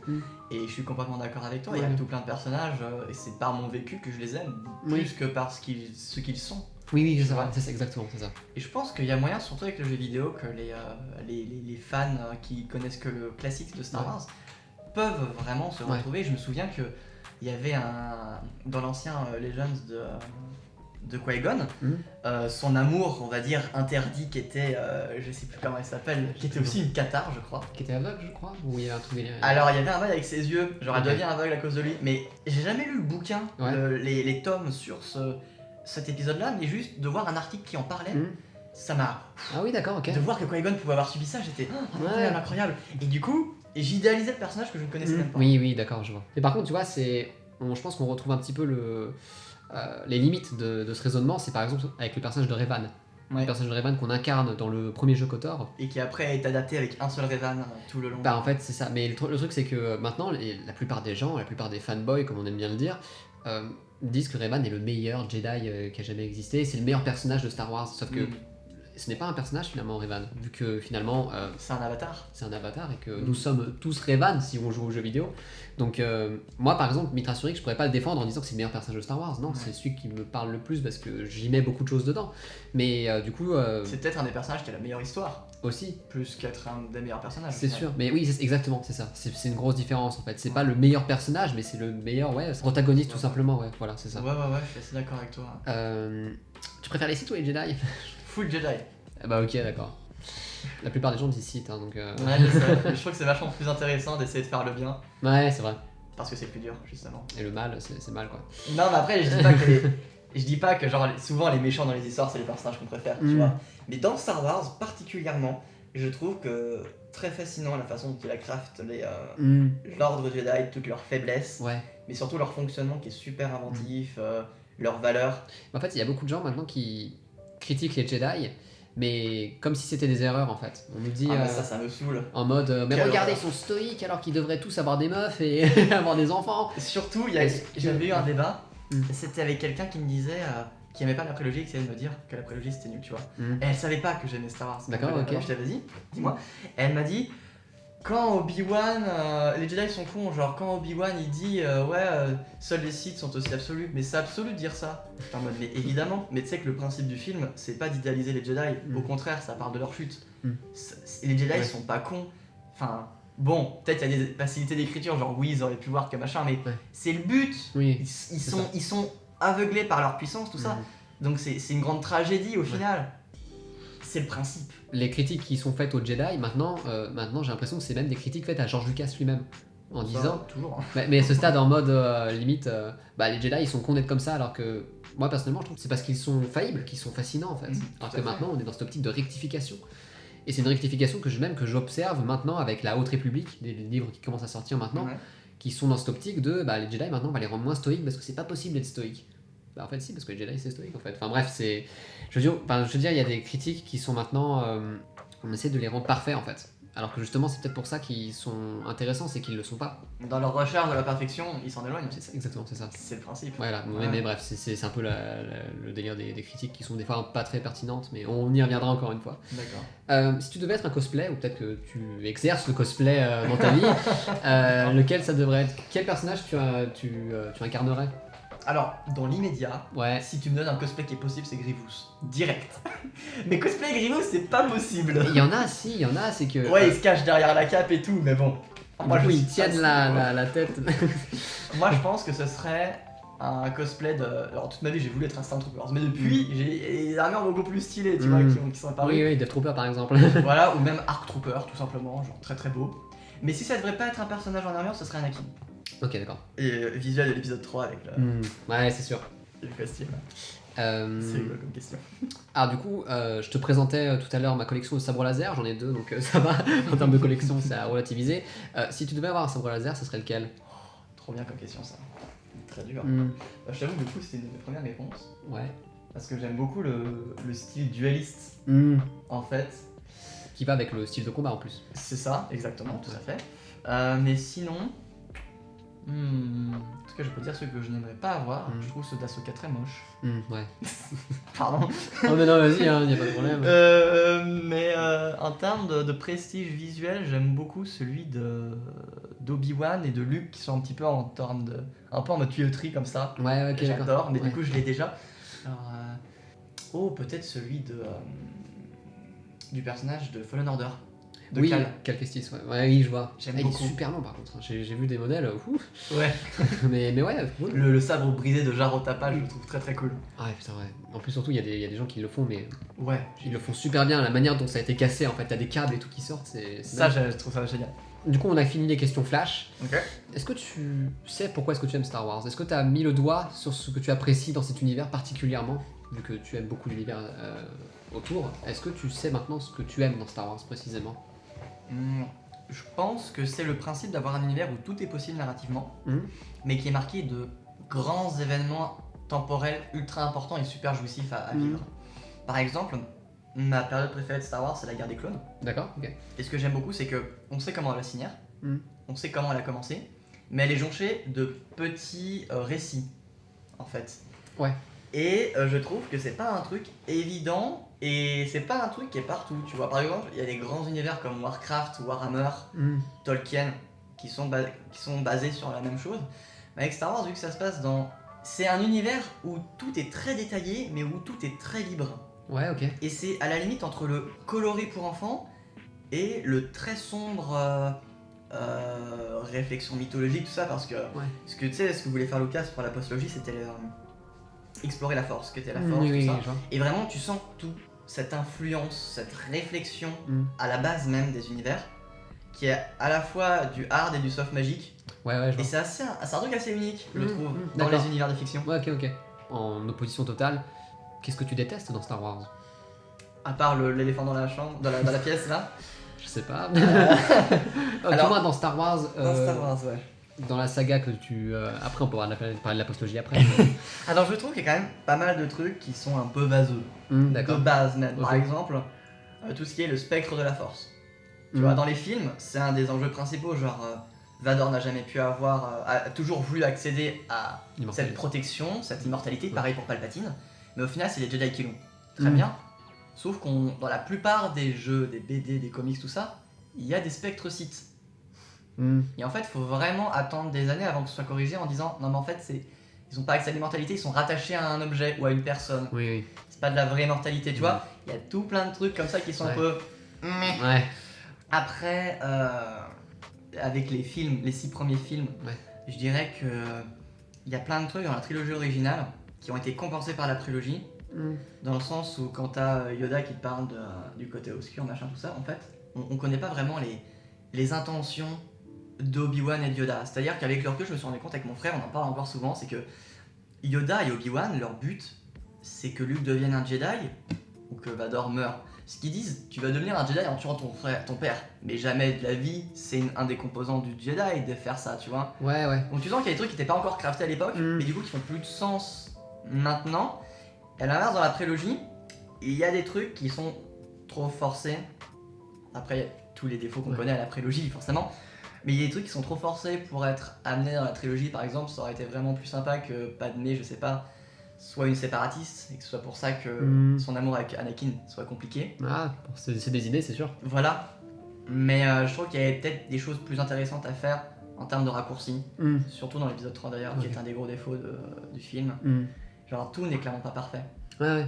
Aussi, il y a un truc qui est un peu chiant avec Star Wars, c'est que tout est possible, mais que tout est très difficile à faire. C'est-à-dire que, je te dis, imagine une histoire avec Star Wars, tu vas imaginer, alors, faut pas qu'il y ait de Jedi parce que c'est trop classique, du coup il va y avoir un contrebandier. Un contrebandier c'est aussi trop classique. Il y a des codes tellement forts avec Star Wars que c'est très difficile de sortir. Ok, je vois. On parlait du coup de ton plus ancien souvenir il y a longtemps. Quel est ton meilleur souvenir avec Star Wars? Ah bah si, c'est facile, c'est quand j'étais à la convention en 2013. Où ça? À Essen, en Allemagne, du coup. Non, t'inquiète pas. Et que j'ai été pris en photo avec Temuera Morrison. D'accord, ok. Je te la montrerai si tu veux, elle est sur mon téléphone. Et j'avais un t-shirt. J'ai voulu prendre un t-shirt Star Wars aujourd'hui, mais j'en ai plus. Mais c'était marqué, c'était une blague française. I like the Jedi, but I prefer the vendredi. Oui, bien sûr. Ah, c'est marrant. Et lui, il m'a regardé, il m'a fait c'est quoi la blague sur ton t-shirt? Et moi j'étais alors, well, it's like a day in.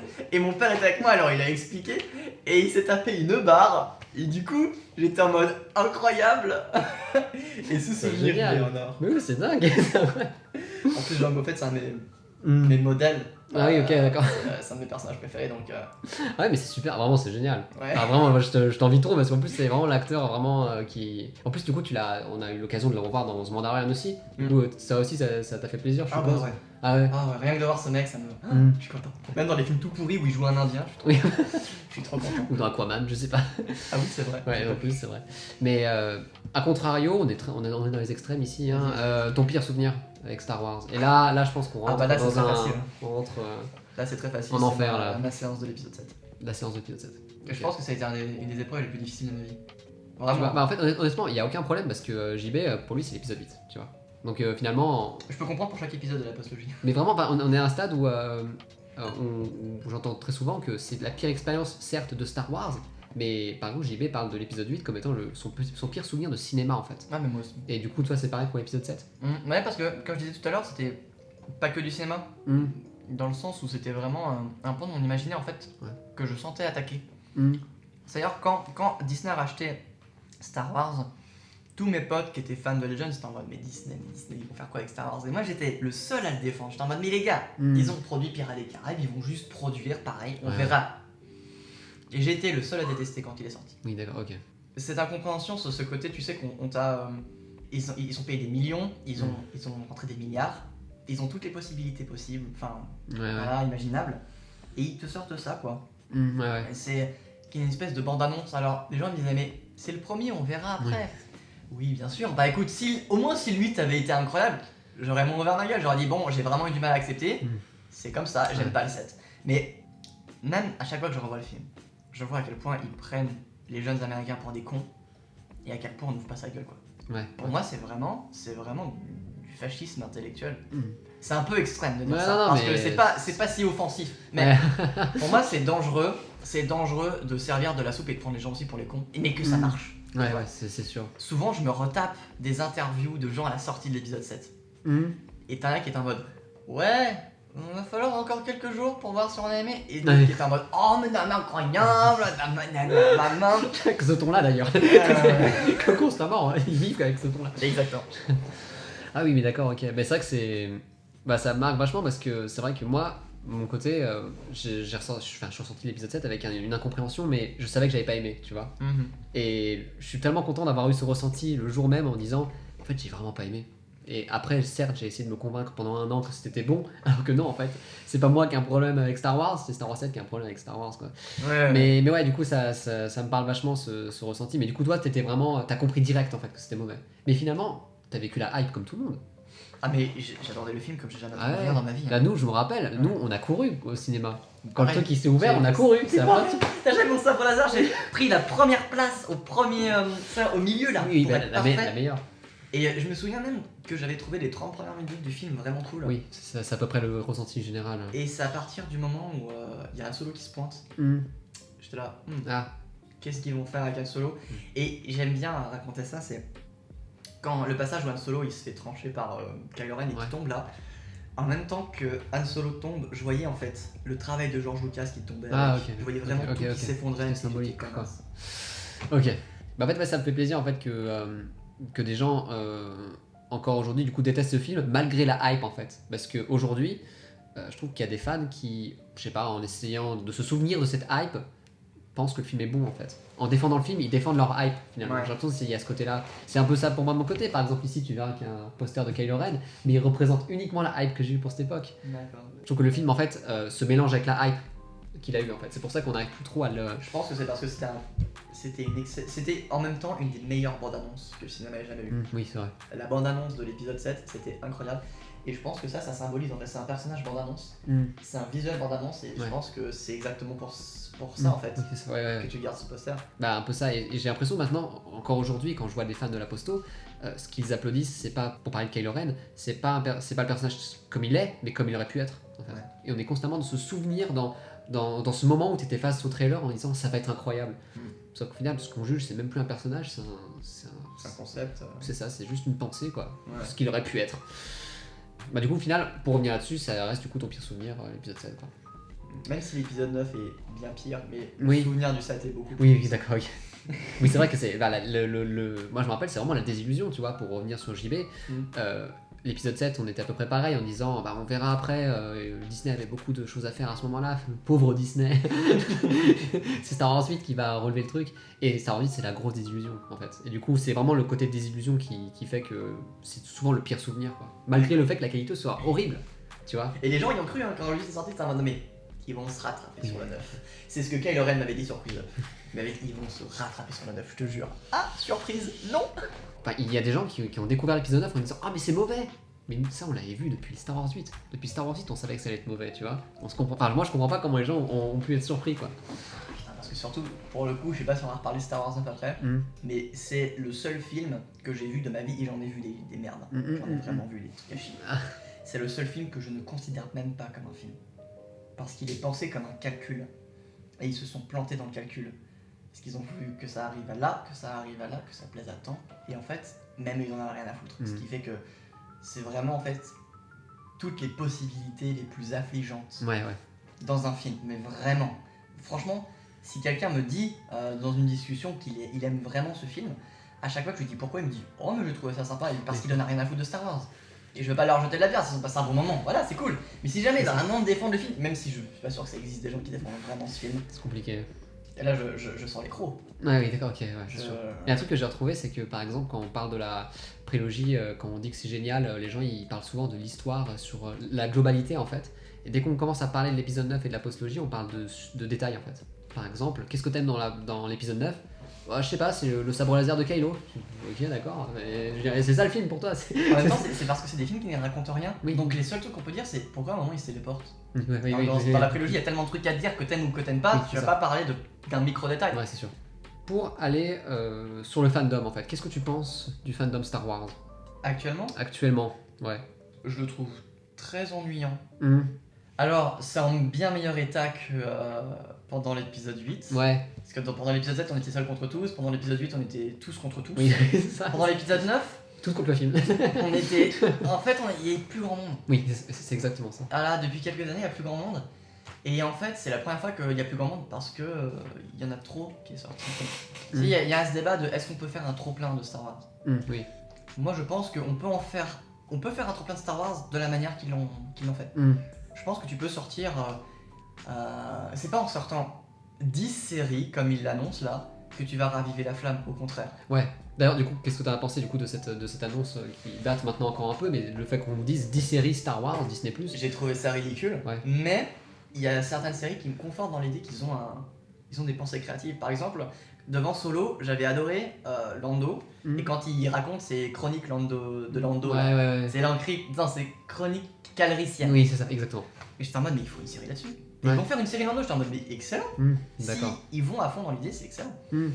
Mais là, en ce moment, je trouve la fandom beaucoup trop tu sais, genre tout ce qui rentre, ils aiment. Enfin, je veux dire, les deux qui sont restés là, tout ce qui rentre, ils aiment genre. Ah, The Bad Batch, c'est quand même vraiment excellent. Ah, Mandalorian, c'est quand même incroyable. Waouh. Ouais. Enfin, si t'as vu un autre film dans ta vie, tu sais que Mandalorian, c'est pas ouf. Si t'as déjà vu Clone Wars dans ta vie, tu sais que Bad Batch, c'est juste une série de. Bah, en fait, c'est comme Mandalorian, en fait. C'est pas le problème du tout. C'est pas mauvais. Même écriture en plus d'ailleurs. Mais c'est la même chose. Enfin, je veux dire, c'est juste. Ok, il y a eu Cat Bane dans le dernier, spoiler, mais. Enfin, je veux dire, on est loin de Tartarovsky quand il faisait 2003. Oui, c'est sûr. Tu vois. C'est sûr. Et ma relation avec la fandom, en fait, elle existe pas parce qu'il y a quasiment plus de fandom. Enfin, elle est très silencieuse. Ouais. Tu vois, personne parle de Bad Batch. Les gens attendent Kenobi, mais. Bah, moi, le seul truc que je vois, c'est juste des stories Insta en disant j'ai été diverti par l'épisode de Bad Batch. Exactement. C'est tout ce que je vois aussi, tu vois. Donc, pareil, sur HoloNet, des fois j'y vais. Puis je vois les dernières fiches qu'ils ont, c'est des personnages de Bad Batch, mais même eux ils y croient plus. Oui. Enfin, c'est terrible. Et pourtant, il y en a des hypocrites sur HoloNet. Ouais. Il y en a. Ouais, c'est sûr. Mais ouais, moi j'ai un peu cette impression, je sais pas si tu l'as aussi, mais de plus être trop à sa place en fait. C'est que moi, ce que je vois maintenant, les seuls gens qui sont passionnés, c'est les gens qui font des théories sur Reylo, quoi. Je veux dire, au bout d'un moment, je me dis, si c'est eux, le cœur battant de Star Wars, du fandom, ça va pas durer longtemps, quoi. Du coup, ouais, j'ai l'impression que, de mon côté, évidemment, on n'aime pas la postlogie, j'ai l'impression que toi non plus. Donc, on a ce côté, en fait, on est plus trop à sa place, j'ai l'impression, c'est plus accueillant. Non. La preuve, il faut insister pour avoir un débat critique, par exemple. Je me rappelle à l'époque, un débat critique, on en avait constamment. La postlogie, la prélogie, tout le monde chiait dessus. Enfin, ou pas. Moi, il y avait un débat. La postlogie, c'est plus le cas du tout. Parce qu'en même temps, à l'époque, c'est des questions que j'ai déjà eues avec mon coloc, justement. Parce que lui, en fait, il a pas. Moi, c'était le 7, ton pote, c'était le 8, lui, c'était le 9. D'accord, Le 9, ça a été une rupture totale, il était en vraie dépression pendant une semaine. D'accord. Et ensuite, il m'a dit, j'ai envie de revoir la prélogie maintenant. Et je lui ai montré la prélogie en VF, parce qu'il est toujours vu en VO. Et après chaque film, on avait une session au moins de 2-3 heures de débat. Hardcore, tu vois. Et sa vision a changé, parce que maintenant, malgré tout, avant, tu pouvais avoir un débat sur des contenus de Star Wars que tu n'aimais pas, en l'occurrence la prélogie c'était la bête noire. Mais tu pouvais quand même avoir un débat sur Star Wars parce qu'il y avait du contenu et que ça restait du Star Wars, parce que c'était son créateur, parce que c'était le même univers. Maintenant, il propose des contenus vides, c'est plus les mêmes personnes et ça ne parle de rien. Du coup, tu débats de quoi? Eh bien, tu débats de l'état de la fandom. Oui. Maintenant, ça a un effet social. Alors qu'avant, c'était un effet. Enfin, tu débattais du contenu, pas du contenant. En fait, moi je dis ça comme ça, en anglicisme, désolé, mais in-universe en fait. T'étais dans l'univers, tu te posais même pas de question de qui faisait quoi. Alors que moi, j'avais l'impression, par exemple, en sortant de l'épisode 8, le seul truc que je disais, c'est qui a fait ça, quoi. C'est qui. Du coup, moi, c'est un truc, c'est un raisonnement que j'ai jamais eu étant gosse. Je sors de l'épisode 4, tu sais, quand je sais pas, quand j'ai 4 ans, et je fais. C'est qui a fait ça? Non, pas du tout. Tu vois, je vois ces films en derrière. Quel est leur contexte de production? Qui a produit ça? Enfin, non, pas du tout. Est-ce que c'est une désillusion parce qu'on grandit, tout simplement? Parce que. Je suis pas sûr. Pas sûr. Parce que je pense qu'à l'époque, les gens qui avaient des débats, ils avaient pas forcément 8 ans. Oui. Je pense que s'il y a des forums, des magazines qui sont créés sur Star Wars, c'est pas pour rien. C'est parce qu'il y avait des débats. C'est sûr. J'ai l'impression qu'il y avait moins de langue de bois maintenant. Enfin, maintenant, il y en a que ça, j'ai l'impression. C'est parce que, comme je te disais, la fandom s'est énormément élargie. Du coup, il y a plein de gens qui en ont rien à foutre, qui aiment juste, qui viennent ajouter leur grain de sel. C'est un peu, alors, boomer moment, c'est un peu le problème des réseaux sociaux. Surtout Twitter. Toutes ces merdes là où en fait on est dans une culture de j'ai mon mot à dire. Et même si j'ai rien à dire, il faut que je le dise. Bah voilà, t'as rien à dire, ferme ta gueule. Ah, mais je te dis, moi je me rappelle la période de l'épisode 8, pour moi c'est vraiment une période de guerre, absolument. Et des fois je tombais sur des avis de l'épisode 8. Je devais réagir, j'étais sur Twitter d'ailleurs, donc je devais réagir, tu vois. Mais le truc c'est que j'ai remarqué au bout de 3 tweets, je ne peux pas avoir de conversation, il n'y a pas de discussion. C'est juste, voici ce que je pense. Ah bah non, moi je pense ça, alors qu'en fait il n'y a pas de lien entre les idées. C'est juste des blocs de punchline pour avoir le plus de RT. Donc c'est exactement ça. C'est ça un débat finalement. Donc voilà, il y a ce côté je trouve qui a changé et je suis content que tu le vois aussi un peu de ton côté aussi parce que j'ai pas l'impression que ce soit admis maintenant. C'est que cette période de débat de l'épisode 8 par exemple, maintenant elle est taboue. Maintenant, il faut plus trop en parler, quoi. C'est typiquement, c'est le moment où tout le monde se tapait dessus, alors qu'on parlait juste du film en fait. Et j'ai toujours pas compris pourquoi il y avait débat d'ailleurs. Oui, les gens en élite, qu'est-ce que c'est que ça? Mais je te dis, encore aujourd'hui, on se retrouve face à des bulles de fans. J'ai l'impression, des bulles de résistance de fans en fait. Ça me fait penser un peu, tu sais, aux derniers japonais à la fin de la Seconde Guerre mondiale qui restaient sur leur île, tu sais, qui défendaient leur île alors qu'on leur a jamais dit que la guerre était finie depuis longtemps. Tu vois. C'est le cas aujourd'hui, c'est qu'il y a toujours des bulles de résistance de l'épisode 8 qui te disent que c'est vraiment génial, quoi, et que... Ouais. Mais en fait, maintenant c'est ça, j'ai l'impression que le fandom de mon côté, c'est des bulles d'avis extrêmement extrêmes, voilà, des bulles radicales en fait. Ouais. Et il n'y a plus de cet échange, je trouve. Mais du coup, toi, t'as vécu la période de débat épisode 8, en plus on l'a vécu un peu sur Quiz Up aussi, un peu, même si c'était un peu plus soft. Ouais, T'en as quel souvenir? J'en avais le souvenir d'être plus mitigé que pour l'épisode 7. Il y a des trucs que je trouvais pire que dans l'épisode 7, mais des trucs que je trouvais bien mieux aussi. Okay. Et encore aujourd'hui, je pense que les meilleures choses qu'on peut apporter à la postlogie, c'est dans les points positifs de l'épisode 8. Tu vois, par exemple, le fait qu'ils tentent des trucs. Rien que le fait qu'ils essayent, ça m'a fait plaisir. Il y a des trucs aussi, c'est, je pense, des deux premiers, celui qui a été le plus ralenti par le côté discours féministe, faut plaire aux twittos LGBT, tout ça. Le film, il transpire ça, tu vois. Tout le côté, il faut être vegan, machin. En fait, tout ce faux semblant, il a commencé avec le 8. Ouais, et ça, je ne supporte pas parce que c'est un cahier des charges, c'est plus un film. Ouais. Le 7, c'était un cahier des charges en tant que film. Le 8, c'est un cahier des charges social. Et c'est très différent. Ouais, c'est sûr. Et ça m'avait... J'avais pas pu. Le personnage de Rose, je crois qu'il m'a jamais autant foutu d'urticaire. Et mon coloc, j'étais allé le voir avec mon coloc au cinéma. Et je me souviens, moi j'étais une flaque. Lui il s'est levé, il a fait « Ouais, ça c'est Star Wars !» Et je me dis « Putain de merde !» Alors on va pas s'entendre. Et dans le métro, il m'avait dit « Mais c'est quoi que t'as pas aimé, je comprends pas ?» Je dis « Bah, je sais pas. T'as aimé quoi toi ?» Et au bout d'un moment, on est arrivé au personnage de Rose. Et je dis « Mais le personnage de Rose, c'est quoi ? Enfin, je veux dire, même Jar Jar Binks, il était plus cohérent que ce personnage. Il me dit, mais moi j'ai bien aimé le personnage de Rose. Et pourtant, enfin, il était loin d'être con, enfin, il est très loin d'être con. Et je ne comprenais pas, enfin, j'étais face à un mur. Je ne comprenais pas, je me suis dit, mais c'est moi en fait. Les gens ils applaudissent dans la salle, c'est moi qui suis. C'est pas possible. Il va se suicider après. Tu sais. Et là, le lendemain, je suis allé à mon école de Cinoche et j'ai un pote qui m'apprend et qui fait, en fait, j'ai compris. Tout ce que tu disais sur Star Wars 7, là j'ai compris. Vraiment. Et je me suis dit, ok, c'est bon. Ah, mais c'est dingue. Ok, c'est pas ok, je suis pas fou quoi. Mais c'est dingue. Tu vois, être fan de Star Wars et surtout être amené aussi, comme tu disais, face à des questions politiques en fait. Moi, des fois, je me suis retrouvé à débattre du véganisme, alors que je m'en fous. Moi, je kiffe juste Star Wars en fait. Et c'est l'épisode 8 qui te force à aborder des thématiques qui, des fois, qui sont reniées presque. Et c'est un truc de ouf parce que ils disent. Enfin, Disney, tu te rappelles, je sais pas si tu te rappelles, pendant l'épisode 8, ils étaient en mode si t'aimes pas ce film, tu es raciste, tu es machiste, machin. Et il y avait toute l'armée de twittos de merde qui disaient ouais, c'est vrai, Star Wars ça a toujours été machiste, machin. Je suis même tombé sur des graphiques qui prouvaient la montée du machisme et la montée des critiques de l'épisode 8. Corrélation de merde. Mais tu vois, on est arrivé du coup à ce stade-là, c'est que du coup, si tu n'aimes pas le film, c'est que tu es raciste et machiste et. Mais surtout, ce qui est complètement con, parce que, alors oui, Star Wars a toujours été à propos d'un père et d'un fils. Oui, ce sont des hommes. Si ça avait été une mère et une fille, ça aurait été, on va dire, j'ai envie de dire, ça aurait été la même chose.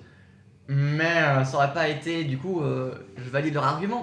Et ce que je veux dire par là, c'est que c'est quand même démocratiser des personnages féminins ultra forts, Star Wars. C'est sûr. Ça a toujours été connu pour n'avoir très peu de personnages féminins, mais d'avoir des personnages féminins extrêmement importants, extrêmement intéressants. Intéressant surtout, ouais. Voilà, donc genre en voulant faire leurs personnages extrêmement intéressants, extrêmement puissants, féminins, ils en ont fait une parodie. Alors je sais pas, même dans les jeunes, t'as Maharaja, tous ces trucs-là, ils sont incroyables. Dans les films, t'as Padmé, Leia. T'en as deux, ok. T'en as un par trilogie, c'est vraiment très peu, mais ils sont moteurs de l'histoire et ils sont incroyables. Oui, c'est ça, voilà. De par ce côté du coup masculin et féminin, on est à ce stade où on renie presque la structure des histoires de Joseph Campbell en fait. Le parcours du héros, on dit pas le parcours de l'héroïne. Et là je trouve qu'on est arrivé à ce stade où là on peut même plus débattre. C'est que vous reniez la structure même des histoires parce que le personnage est féminin. Le parcours du héros s'applique aussi aux femmes. Mais ça c'était éclipsé durant l'épisode 8 par exemple. Mais bref, ça c'était... Et ce qui est complètement con parce que Lucas voulait faire que le personnage principal de sa postlogie était l'apprenti de Luke. Ouais. Qu'ils ont repris. Ouais. Et j'ai envie de me suicider. Vas-y, écoute. On finit l'interview après, tu vas. Alors du coup, est-ce que t'as l'impression de faire partie du fandom finalement ? Oui, quand même. Oui, quand même. Je suis quand même en train de regarder Bad Batch toutes les semaines, même si je trouve ça pas ouf. Pareil. Du coup, tu parlais des événements auxquels tu as participé. Tu as participé à quels événements finalement ? Une convention Star Wars Alors, bah, le truc le plus gros forcément auquel j'ai participé, c'était ça, en 2013. C'est déjà pas mal, honnêtement. Ouais. Bah, après, pas mal de conventions ou d'événements. Je me souviens qu'il y avait la 501ème qui était toujours là à chaque fois que j'allais, donc je vais les voir. Ouais, c'est génial ça. Ouais, c'était cool. Pareil, en fait, c'est pas des choses auxquelles je participe personnellement, c'est des trucs que je suis beaucoup. Pareil, tout ce qui est cyclang.net, tout ce qui est Star Wars Direct, tous ces machins, je suis beaucoup. Je suis très client des fiches Holonet, même si je ne commente pas parce que il me saoule. D'accord. Mais je suis client de beaucoup de choses. D'accord, ok. Mais du coup, ouais, au final, t'as participé à quand même des conventions de ouf, et comme tu disais tout à l'heure, c'est des conventions de dingue, hein, des conventions. Ouais, on a rencontré Carrie Fisher, quoi. Oui. On a une dédicace à Carrie Fisher. Non, mais t'as quoi d'autre encore? J'ai quoi d'autre bah, mon père travaille pour le site web de la boîte d'effets spéciaux qui a participé à des FX de Star Wars. D'accord, ok, bah c'est ouf. Voilà. Bah, ILM du coup ou Alors non, c'est Autodesk. Ok, d'accord. Donc c'est une des boîtes qui a aidé. Oui, c'est vrai qu'il y en a beaucoup. Ouais. Oui, c'est pas ILM. J'aimerais que mon père travaille à ILM. Ça, j'aimerais bien. Tiens, je te ramène la maquette du Faucon Millenium. Merci, papa. Alors, qu'est-ce que tu penses de George Lucas? George Lucas, c'est un peu comme un père spirituel. C'est-à-dire que j'ai toujours une grande fascination pour son parcours. Ouais. Et dernièrement, forcément, avec la prélogie qui a été décrite, tout ça, j'ai une fascination pour comment il abordait des films. Et je me suis beaucoup renseigné sur son parcours cinématographique, sur comment il réalisait des films, sur qui il a rencontré. Par exemple, quand Coppola dit c'est terrible parce qu'avec Star Wars, ça nous a privé d'un des plus grands réalisateurs qu'on ait jamais eu parce qu'il a fait que ça. Et il était un peu en mode automatique. Et là, je suis d'accord avec lui. Je pense que George Lucas, c'est un des plus grands conteurs de l'histoire. Ça, vraiment, je te suivrai là-dessus, quoi. Il a fait la plus grosse histoire, la plus grande histoire du cinéma. Et il n'y a rien qui m'énerve le plus au monde, il n'y a rien qui m'énerve plus que dire George Lucas, c'est qu'un businessman. George Lucas, il veut vendre des jouets. George Lucas n'est pas un artiste. George Lucas n'est pas un artiste, c'est un des trucs qui me fait le plus partir en couille. Mais souvent en plus c'est pété, hein. Genre il voulait vendre des figurines. Alors pour rappel, il était tout seul pour produire son film. Alors tu m'expliques comment il fait pour produire ses films tout seul, enfin c'est génial. Ce mec c'est un peu une grande tragédie aussi. Parce que il a voulu se démarquer des studios qui l'empêchaient de faire son truc. Et il est devenu un studio. Oui, c'est exactement ça. Voilà. Et c'est quelque chose qu'il dit beaucoup en interview, qu'il est devenu exactement ce qu'il avait juré de combattre. C'est pas d'or. Voilà, exactement, et que c'est son propre personnage. On en parlait avec JB, mais c'est dingue à quel point le mec il est conscient de son rôle en fait, et de ce qu'il est devenu. Et je trouve que c'est surtout un des plus gros boucs émissaires du monde. Enfin, je ne comprends pas comment on a pu être odieux avec lui à ce point-là. Ça montre la crétinerie des gens. Mais c'est abusé. Que t'aimes pas son œuvre, il n'y a pas de souci. Mais... Bah en fait, le truc, c'est que le mec il avait tellement de poids sur les épaules en fait. Limite, on l'a fait passer pour un pape en fait, j'ai l'impression. On était à ce stade où le mec, on l'attendait comme un messie quoi. C'est une religion. C'est une religion, mais du coup, tout le monde, tous les adeptes attendaient le messie Lucas quoi. Du coup. Et je pense que du coup, maintenant, il est vachement trop décrié. Mais genre, vraiment, faut vraiment que les gens ils se posent et ils essaient de comprendre qui est cet homme. Après, ça n'empêche pas qu'il peut être critiqué pour plein de choses. Il est tout à fait critiquable. Par exemple, rien que le fait qu'il refuse l'accès aux fans des versions inaltérées des films, je trouve pas ça correct. Oui, c'est sûr, oui. Ça, par exemple, je trouve pas ça correct. Mais quand les gens ils disent ah bah tu sais sûr qu'il a touché un petit pactole avec ses films, il se plaint. Enfin, quand tu sais qu'il a reversé les 4 milliards à des associations, ok, c'est quoi ton argument derrière quoi. Et ça me fait vraiment de la peine, parce que c'est quelqu'un que j'admire énormément. Après, en plus, c'est que c'est compliqué, comme disait un autre fan qu'on avait interviewé, de vraiment cerner le mec. Il suffit pas d'avoir vu 20 interviews pour comprendre qui il est vraiment. C'est que c'est un mec qui est très compliqué quoi. Et... Bien sûr, mais c'est quelqu'un qui est très timide. En plus, il parle très... c'est ça, et je trouve que c'est aussi une de ses forces, c'est qu'il t'impose pas une vision de Star Wars en fait. Il te dit pas, bah j'ai fait ça pour ça, donc ta vision de Star Wars elle est fausse. Je trouve qu'il est beaucoup plus... il te laisse interpréter les trucs aussi, et ça c'est stylé. C'est vrai. Bah il est super ouvert. Par exemple, il avait intégré à plein de personnages de l'univers étendu à la prélogie. Oui, c'est vrai. Et il était tout content. C'est sûr. Tu vois, c'est quelqu'un qui aime son œuvre et qui la laisse respirer. Ouais, parce qu'il a compris que c'était la manière dont les gens l'interprètent aussi qui était la base quoi. Est-ce que t'as vécu le rachat par Disney? Bah oui. D'accord. J'étais vivant. En fait, non, parce que y a beaucoup de gens qui sont vraiment passés au-dessus en fait. Et qui n'ont pas vécu le moment où vraiment Disney a racheté en 2012. Ah, d'accord, ok. Ouais. Ah, si, ouais. Est-ce que tu te souviens comment tu l'as vécu, ce moment du rachat? Vraiment, on annonce que Lucasfilm a été vendu et que c'est reparti, ouais. quoi. Très bizarre parce que je savais qu'avec Lucasfilm il y avait Indiana Jones qui allait. Et, c'est une licence aussi. que j'aime beaucoup. Oui, moi aussi. Et je savais qu'il y avait quelque chose qui allait pas. Parce que pour que Lucas il fasse ça, c'est qu'il devait se passer quelque chose pour lui. Et je l'ai pas vécu giga mal. En fait, j'étais à la fois très triste et très content. Parce que triste forcément parce que on sait pas ce qui va se passer. Il va y avoir des changements, il va y avoir de nouvelles choses qui vont se faire et ce sera pas lui. Et ça c'est une inquiétude. Ouais. Et très content parce que ça allait dire ouvrir les possibilités. Star Wars c'était très clos. Il y avait Clone Wars et c'était tout. Pendant les années 2000, déjà. Là il allait y avoir de potentiel, un potentiel énorme. Mais t'étais curieux en fait. Voilà, j'étais très curieux, j'étais triste mais curieux. Du coup, depuis le rachat, maintenant qu'on a vraiment vécu toute la période en fait, qu'est-ce qui t'a le plus touché parmi tout ce qui est sorti? Entre BD, aussi événementiel, hein, tout ce qui est sorti depuis le rachat, qu'est-ce qui t'a le plus touché finalement? Alors, positivement, c'est Fallen Order, le jeu. Ouais, ok, d'accord. Je trouve que c'est ce qui colle le mieux à l'idée que je me fais de Star Wars, tout en racontant une histoire vraiment super intéressante. Ouais, elle est cool. Ouais, je suis d'accord. En plus, même la musique, il y a un effort de taré qui est fait pour vraiment coller à l'univers. Ouais, impressionnant. En deuxième, je dirais que moi, c'est Solo. Alors Solo, c'est très étrange, parce que moi je sortais avec les fourches pour défoncer le film, parce qu'il avait l'air ridicule, il donne un passif à tout, genre même au blaster, mais on s'en bat les couilles. Mais autant, l'expérience qu'il m'a procuré au cinéma, vraiment décomplexée, on se prend pas la tête et on sait ce qu'on fait, j'ai trouvé ça mais rafraîchissant. D'accord, ok. Incroyable. La séquence du raid de Kessel est une de mes nouvelles séquences préférées. D'accord, ok, à ce point. Du film. C'est vrai qu'elle visuellement elle est ambitieuse. C'est ça, c'est un film qui a de l'ambition en fait. Et à part Rogue One, il n'y a jamais eu ça. Oui, d'accord, ouais, je vois. Ouais, donc Solo, j'ai vraiment. C'est vrai que Solo commence à se construire une vraiment une fanbase en fait. Ah ouais? Bah ouais, et il y a même des gens qui militent pour qu'il y ait une suite. Qu'il y ait une suite, ouais. Et j'ai l'impression que la série Lando, c'est ça en fait. C'est aussi pour ça. Si c'est le cas, je suis preneur. Ouais, c'est sûr. Et aussi, est-ce que c'est un film qui. Est-ce que tu l'aimes aussi pour ses défauts? Parce que je trouve qu'il y a aussi une partie des fans qui aiment ce film parce que c'est un film malade en fait. C'est un film qui a subi la production la pire apparemment de toute la période Disney, et j'ai l'impression que beaucoup de fans aiment ça en fait, mais aiment le fait que ce soit un film qui est un peu branlant. Est-ce que ça c'est quelque chose qui te parle en fait? Et je dirais que je peux dire oui, parce que je trouve que le film s'en sort ultra bien vis-à-vis de cette production. Après, je sais pas si ça doit être une raison pour laquelle je suis plus gentil avec lui. D'accord, ok, ouais. Mais je trouve surtout que c'est un des films qui utilise le fanservice plus intelligemment quand il s'agit pas de raconter l'histoire de Solo. Ouais. Par exemple, c'est un film qui raconte très bien la rencontre avec Chewbacca. Oui, ça j'avoue, c'est vraiment un moment qui...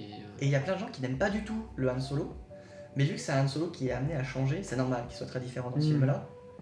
Et on sent qu'à la fin, il est plus amer. Ouais. Peut-être qu'il y aurait pu avoir un changement plus flagrant avec le personnage, mais par exemple, je trouve que c'est un film très malin dans la mixité de ses genres.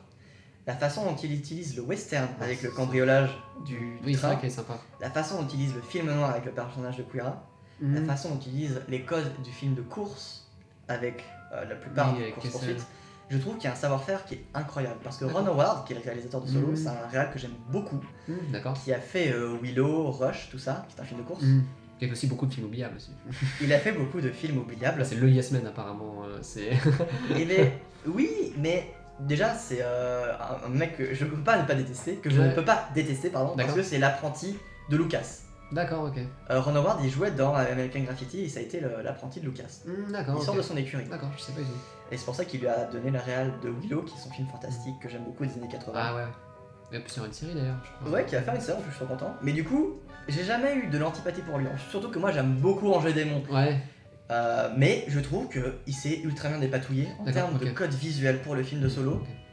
Et que c'est un truc que n'a fait quasiment aucun des films Star Wars. D'accord, ok. Bah, dis-moi, ça t'a vraiment touché quoi. Donc, Voilà, bah, je trouve que c'est un meilleur film dans ce qu'il veut faire que Rogue One est un bon film de guerre. D'accord, ok, c'est vrai, je suis d'accord. Rogue One n'est pas un film de guerre, et c'est dommage. Je suis d'accord.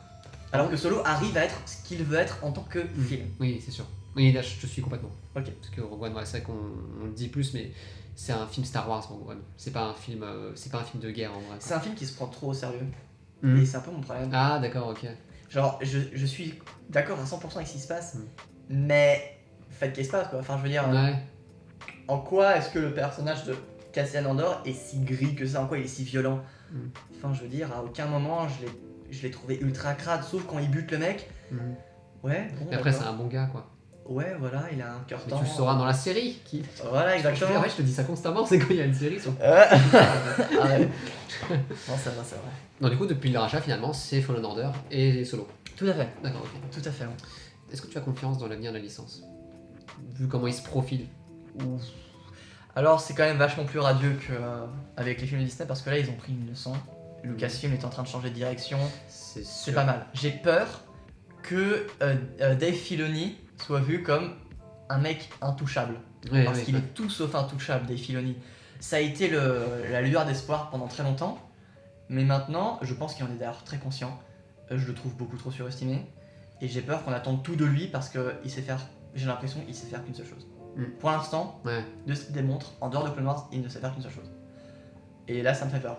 Parce que je vois que les gens, ils acceptent. Oh oui, Mandalorian, c'est quand même le seul bon truc, même c'est bien meilleur que la prélogie. Enfin, je veux dire, au bout d'un moment, le Mandalorian, il y a bien 1 ou 2 épisodes que je trouve très bons. Mais à part le respect de l'univers de Star Wars, il n'y a rien d'intéressant. C'est pas encore ceux de Dave Filoni qui sont les plus impressionnants. Hein. En plus, les épisodes de Dave Filoni sont souvent les moins bons. Alors, j'attends la série Kenobi avec une impatience extrême. Oui, d'accord, forcément. ok. Mais je sais que Star Wars, bah voilà, on y a passé l'âge d'or. D'accord, ok, ouais, c'est ça. Donc, c'est fini. Donc t'as passé en fait, on va dire, est-ce que tu vas perdre en exigence par la suite? Tout à fait. D'accord, ok. C'est déjà peut-être arrivé avant finalement avec, je sais pas, avec tout ce qu'on a eu, par exemple The Mandalorian, tu l'as peut-être pris avec moins d'exigence peut-être? Alors non, parce que le Mandalorian c'est la première live action, c'est le premier contenu qui sortait autre que film Disney. Oui, c'est vrai. J'étais très curieux, mais depuis que j'ai vu qu'ils allaient pas essayer de faire plus, j'attends rien de particulier. Ok, d'accord. Ouais, ok. Bah non, mais je trouve que c'est la hype qu'il faut en fait, c'est qu'il faut pas être non plus fou comme l'épisode 7, même si c'est extrêmement appréciable, il faut quand même avoir une certaine réflexion en fait et se dire que ok d'accord ça va bien mais un petit peu de distance quoi, ça ferait du bien aussi. Ouais, carrément.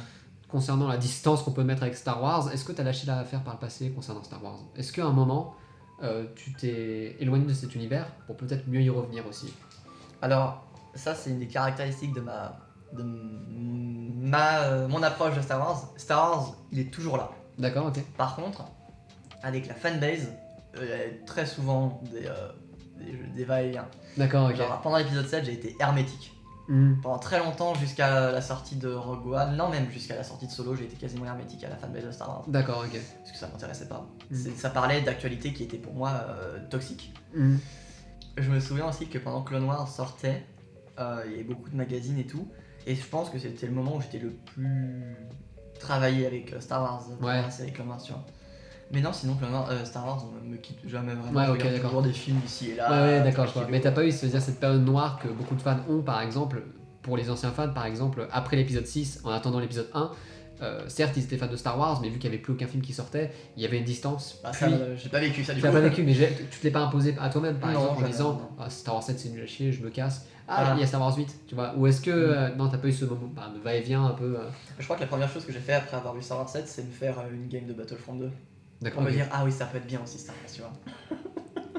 Ah, mais c'est génial à quel point j'entends ce discours partout, c'est vraiment. En fait, la prélogie c'est pas si mauvais, enfin tu vois, ou Star Wars ça peut vraiment être bien, mais j'ai l'impression qu'il faut que Star Wars soit extrêmement mauvais pour qu'on se rappelle que c'est bien aussi, tu vois. C'est dommage qu'on ait besoin de mauvais films pour comprendre que Star Wars c'est pas si mauvais que ça, quoi. Est-ce que tu considères qu'il y a des films Star Wars qui le sont et d'autres qui ne le sont pas? Est-ce que du coup tu identifierais, est-ce que tu as un canon personnel finalement et que tu te dis face à un film, non, ce n'est pas Star Wars? Ça c'est une discussion que j'ai eu pas mal avec mon frère, même souvent là encore. C'est à quel moment est-ce qu'on définit Star Wars? Qu'est-ce qui est l'essence de Star Wars? C'est un peu comme essayer de définir l'essence du cinéma. Qu'est-ce qu'un film?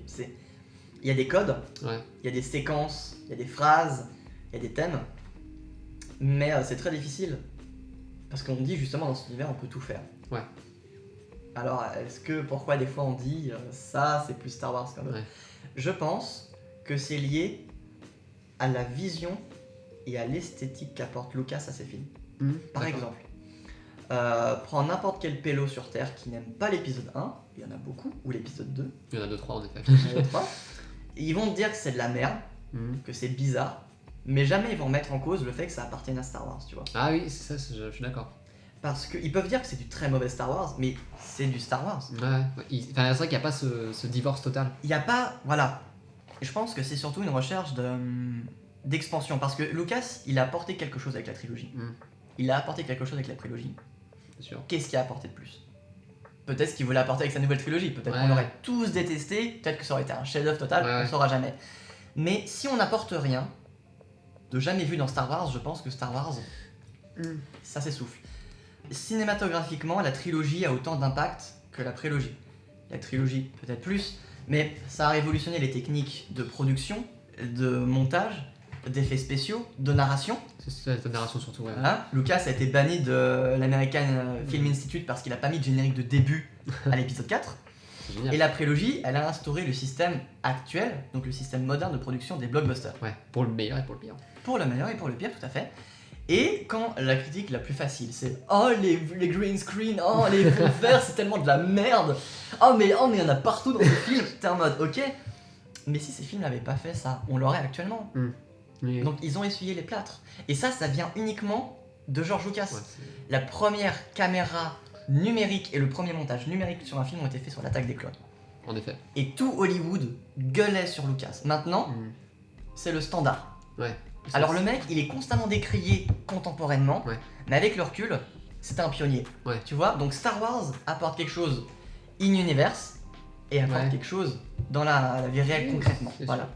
Je pense que c'est ça qui fait Star Wars. C'est l'émotion que crée le changement dans l'univers et dans la vraie vie, avec chaque trilogie.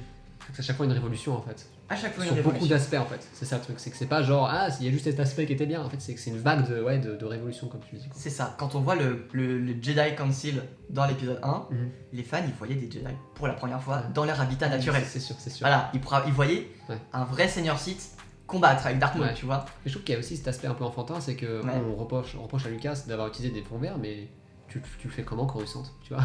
je veux dire certes tu peux faire plein de maquettes et tout, mais je trouve qu'on est à ce stade où maintenant on est tellement biberonné au fond vert qu'on se dit à l'époque il y a des choses qui n'étaient pas possibles en fait. Maintenant tout est possible, donc on se pose plus la question. Mais il est là le truc en fait, c'est que maintenant on a perdu un peu ce côté-là qui fait qu'on critique les VFX à cette époque-là, mais c'était les premiers. Bah bien sûr. Donc, ils sont pas critiquables en fait. Ils sont légitimes. Oui c'est ça. C'est pas la facilité de non mais ça on fera sur un fond vert. C'est et si on faisait sur un fond vert. Et si on se tapait tout ça comme ça. Parce que en plus il y a plein de vidéos maintenant qui sortent heureusement sur le nombre de maquettes, le nombre de Muppets qui ont été utilisés. Par exemple j'ai des chiffres, c'était que dans l'épisode 1 il y a plus de maquettes et de Muppets que dans toute la trilogie originale réunie. Dans le 2 il y en a plus que dans le 1, dans le 3 il y en a plus que dans le 1, et toujours plus de maquettes et plus de trucs. Le 3 il y en a pas mal. Ouais merde.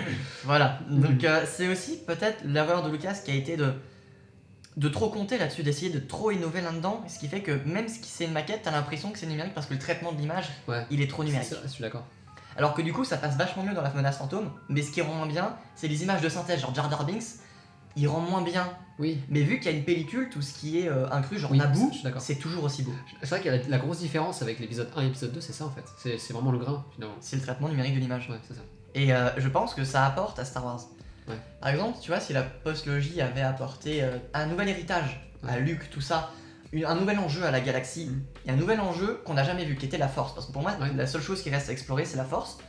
Il y en a qui détestent l'idée qu'elle soit explorable, les midi-chloriens, tout ça. Moi, je pense que c'est un des seuls trucs vraiment encore à explorer. Et si, je sais pas, ils avaient encore révolutionné grâce à Lucas ou à un autre quelque chose in-universe et dans la vraie vie, on aurait considéré ça comme du pur Star Wars. T'aurais pu ne pas aimer, mais l'ambiance qui est collée à John Williams quand il est pas en mode automatique, à la direction éditoriale du son par Ben Burt, toutes ses créations, tout ça, ça fait que c'est un bon Star Wars. En fait, c'est comme disait Patrice Giraud, c'est que Star Wars, en fait, c'est un peu un hymne à la jeunesse, en fait. C'est constamment des mecs qui poussent les limites. Et il n'y a pas ce côté, on reste sur nos bases. Et ce qui fait qu'à chaque fois, je comprends pas les gens qui critiquent ça en disant regardez, c'est mal fait à l'époque. Sauf qu'à l'époque, c'était les premières fois qu'on faisait ça en fait. Il y avait aucune base. Mais oui. Quand tu fais Jar Jar, il n'y avait pas d'équivalent. Exact. Gollum est arrivé après. Ouais. Et évidemment, c'est la comparaison, Gollum est bien mieux fait, mais c'est des techniques différentes. Je pense que les gens se mettent pas suffisamment à la place des artistes qui font que, en fait, c'est un saut dans l'inconnu total. Et ça, je trouve que c'est complètement oublié aujourd'hui. Est-ce que du coup, t'es pour le fait qu'il y a beaucoup de fans qui veulent ça? C'est que les films soient constamment restaurés, que la trilogie originale bénéficie d'effets spéciaux de plus en plus récents et du coup de plus en plus précis. Est-ce que c'est quelque chose que tu as envie de voir personnellement? Ça, c'est super intéressant. Parce que la restauration, c'est un truc qui a plus ou moins toujours existé, mais c'est Lucas qui, en restaurant l'épisode 4, a fait en premier cette démarche-là. C'est-à-dire qu'il a été aussi innovant dans ce moyen de je vais garder mon film et je vais permettre à d'autres générations d'y avoir accès régulièrement. D'accord. Je pense qu'il y a une certaine forme d'altération dans sa refonte des films. Par exemple, l'ajout des images de synthèse, la modification de certaines scènes, surtout l'épisode 4. J'aime pas du tout. D'accord, ok. J'aime pas du tout. Mais par contre, certaines refontes de l'épisode 5 et de l'épisode 6, refontes de l'épisode 5 et de l'épisode 6, je les trouve géniales. Alors, je dirais que du moment qu'on restaure le film, pour permettre, je sais pas, sans faire que ce soit du 4K réédité avec des couleurs très différentes, tout ça, sans qu'il y ait altération du film, le restaurer c'est super important. D'accord. Genre par exemple quand t'es dans la cité des nuages et que Lando et tout le groupe fuient la cité, ils ont enlevé un couloir pour plus s'ouvrir sur Bespin. Bien sûr. Et ça ajoute vachement plus de présence, ça fait moins cheap, tu vois. D'accord. Mais par contre quand ils font dire à Dark Vador non quand ils jettent l'empereur, ça enlève. Enfin c'est prendre les gens pour des cons parce que tout l'intérêt de la scène c'est justement de pas voir son visage, mais tu comprends tout de ce qu'il pense. Okay. Là, l'entendre dire non, c'est dommage. Ouais, ça grossit le trait en fait. C'est ça, exactement, il n'y a pas besoin. Je suis d'accord. Moi j'ai eu un débat avec quelqu'un du coup qui disait que les films, en fait, que la trilogie originale à un moment ne parlerait plus parce que les effets spéciaux ne sont pas assez bons. Et qu'à un moment, face à, je sais pas, la nouvelle génération, ces films n'impacteront plus en fait. Est-ce que t'as un avis là-dessus? Je suis pas d'accord. D'accord. Parce que ça dépend déjà à qui tu le montres. Je pense que n'importe qui a jamais vraiment vu c'est de plus en plus rare aujourd'hui, mais n'importe quel gamin qui a jamais vraiment été intéressé par la science-fiction, de voir ça, lui il a un regard neuf, pour lui c'est vrai, quoi qu'il se passe. D'accord, ok. Mais dans un monde où justement tout est très virtuel, tout est très faisable, de savoir que c'est des maquettes, ça rend les choses vachement plus intéressantes. Alors au contraire, c'est plus la prélogie qui pourrait en pâtir de cette vision-là. Oui, c'est sûr. Mais c'est vrai que ça peut être un constat assez triste, quand même, de se dire que Star Wars puisse être ridicule. Mais ça rejoint ce que je disais tout à l'heure, quand des gens disaient ouais, les nouveaux Star Wars, ceux qui sont mieux faits. Tu vois, alors que maintenant la mode revient. La mode revient aux maquettes, aux Muppets. Il y a un nom spécial. Au hardware du visual effect. Ouais, c'est ça exactement. Pour toi, il n'y a pas besoin de toujours de refaire les films à chaque fois finalement. Enfin, je trouve que c'est... Alors, refaire les films, c'est important de les conserver. Oui, mais c'est complètement idiot de dire qu'un film pris dans une autre époque ne peut pas marcher. Oui. Ce qui est intéressant là-dessus, c'est qu'un film, il a un contexte. Quand un film est très politique, où il est très friand d'utiliser des références de son époque, c'est très différent forcément. Oui, c'est sûr. Mais un film comme Star Wars, qui est multigénérationnel, qui est très intemporel, c'est très hypocrite de dire que ça pourra plus marcher parce que les enfants sont habitués de voir des trucs horribles comme Ready Player One ou des machins ou des trucs comme ça, tu vois. Okay, genre, pour moi, il y a une authenticité, l'œil il sait que c'est vrai. Oui, c'est vrai. Et en plus, surtout quand tu le vois jeune, je veux dire. Voilà, quand tu le vois tout jeune, ça marche constamment. Ouais, je vois. Alors là, on va rentrer dans la rubrique consommation. Qu'est-ce que tu as comme jeu vidéo Star Wars chez toi? Alors, t'as peut-être 2-3. Alors, mes préférés, ça reste Jedi Knight Academy, qui est mon jeu de chevet, Battlefront 2 classique, Lego Star Wars, incroyable. Mais oui, évidemment. En plus, je parle à quelqu'un qui est un petit peu dans le truc. J'aime bien les Lego. République Commando, PC. J'ai aussi les KOTOR, mais pour le coup, les KOTOR, c'est des jeux dont j'adore l'histoire et j'adore les personnages, mais je suis pas très fan des jeux. Ouais, c'est vrai qu'il a vachement vieilli, je suis d'accord. Ouais, le tour par tour, il est très. C'est ça, le côté RPG, je suis pas fan. Et même le SWTOR, j'y ai testé vite fait, mais pareil, j'ai surtout lu des fiches, j'ai jamais vraiment joué, ça me pète un peu les couilles. Ouais, même l'histoire perso, je la trouve pas dingue. Voilà, donc c'est clairement pas des gens qui m'intéressent. Force Unleashed, j'ai le premier, j'ai jamais joué aux deux. D'accord. J'ai quoi d'autre? J'ai les premiers Dark Force, qui sont les ancêtres des Jedi Knight, avec Katarn. Exactement ce que c'est. J'ai tous les jeux de simulation du style Naboo Fighters, Rogue Squadron. Naboo Fighters, je l'ai. Il est incroyable. Sur PC. Sur PC. Ah là là, incroyable. Et sur PS4, j'ai pris il y a pas longtemps le Bounty Hunter. Oui, bah évidemment, Jango Fett. Jango Fett, encore lui, toujours. Ah ouais, l'histoire doit être sympa. Je pense que c'est très cool. Très bien. Les contrôles sont un peu durs. Mais à l'époque. Non, attends, sinon, bah, y a Fallen Order que je trouve génial. Ouais. Côté littérature, t'as quoi? Littérature, en termes de romans, j'ai la trilogie, enfin la croisade du Jedi Fu. Oui, je vois. Donc la trilogie de Train de base. C'est Timothy Zahn, on est d'accord? Ouais, Timothy Zahn, exactement. J'ai Maître et Apprenti, récemment. Sur Noël, je suis en train de lire actuellement, j'ai Dark Plagueis. Ah bah ouais, bien sûr. Je suis en train de lire. C'est un des meilleurs, je pense. Il est, pour l'instant, il est pas mal. Ouais. J'en suis encore au début. J'ai Kenobi, qui est pas mal aussi, sur l'exil de... Du coup, la version Legend. La version Legends. Il y en a qu'une seule, de toute façon. Oui. Et je crois que j'ai plein d'autres trucs. Attends, j'ai la trilogie de Dark Bane, que j'avais offert à mon frère pour son anniv. J'ai le premier. Donc du full Legends en fait. Quelques nouveaux canons quand même, qui sont pas mal. Comme quoi? Mais j'ai beaucoup surtout de beaux livres, enfin ce qui se rangent dans la catégorie grand livre. Genre j'ai l'Atlas Legends de la géopolitique Star Wars. Oui, voilà, c'est incroyable. Il est vraiment épais par contre. Ouais, il est épais de ouf et il est ultra complet. Genre t'as vraiment les déplacements de combat, des Yuzhan Vong, t'as toutes les planètes, t'as l'Atlas. Je me rappelle, je l'ai feuilleté, mais c'est une complexité. Tu te dis, bon, c'est limite trop. Oui, en fait, c'est ça qui. C'est trop, limite, c'est mieux en fait, j'ai l'impression. Parce que tu vas pas lire tous les détails, mais tu sais qu'il y en a. C'est trop kiffant quoi. J'ai aussi pas mal de bestiaires, de croquis, genre de croquis de voyage, comme si le mec. Et surtout, c'est très historique aussi. Ouais. Enfin, j'ai l'impression que c'est un livre d'histoire en fait, presque. Ouais, c'est ça, c'est des faux livres d'histoire, des faux livres de géographie, ça c'est moi j'adore le. Et j'ai tout ce qui est de la collection du Codex Jedi, le carnet Sith, les archives de l'Empire, et je crois que j'en ai un autre, mais je sais plus ce que c'est, enfin j'ai un paquet de d'accord, ok. Ouais, t'en as pas mal quoi. Ah ouais. Et l'univers Legends, du coup, tu kiffes? Alors je suis moins fan de l'univers Legends post-épisode 6. Ah ouais, il y a beaucoup de trucs pas ouf. Avec tout ça. Moi j'avoue que j'ai un blocage avec les Yuzhan Vong. J'ai l'impression que dans leur design, ils appartiennent au Seigneur des Anneaux et non pas à Star Wars, tu vois. Enfin, juste esthétiquement. Je suis d'accord que dans leur rôle dans l'histoire, ça va être super intéressant et surtout le contexte géopolitique qu'ils doivent apporter, c'est génial. Mais visuellement, j'ai l'impression qu'ils. C'est bizarre. Oui, c'est vrai que ça fait très bizarre. D'aliens sadomaso qui ont des vaisseaux organiques. Ça, honnêtement, là, pour moi, c'est typiquement ce genre de concept que George Lucas aurait rayé pour la prélogie, tu vois. Il aurait dit c'est très bien mais pas dans Star Wars. C'est possible. Ça c'est un blocage que je pourrais te dire. Parce que c'est justement du Legend post-épisode 6 que j'aime moins. Mais par contre, celui qui se passe avant épisode 1, c'est incroyable. Enfin, c'est ma partie préférée perso. Mais je sais pas si t'as lu post-épisode 6, mais genre post, le tout dernier c'est... Legacy. Legacy, ça c'est pas mal ça. Ouais, je suis d'accord. Bah il y a un aspect... J'ai juste des visuels en tête, Dark Tylon je crois, ou Dark Crate et tout. Ouais, c'est ça.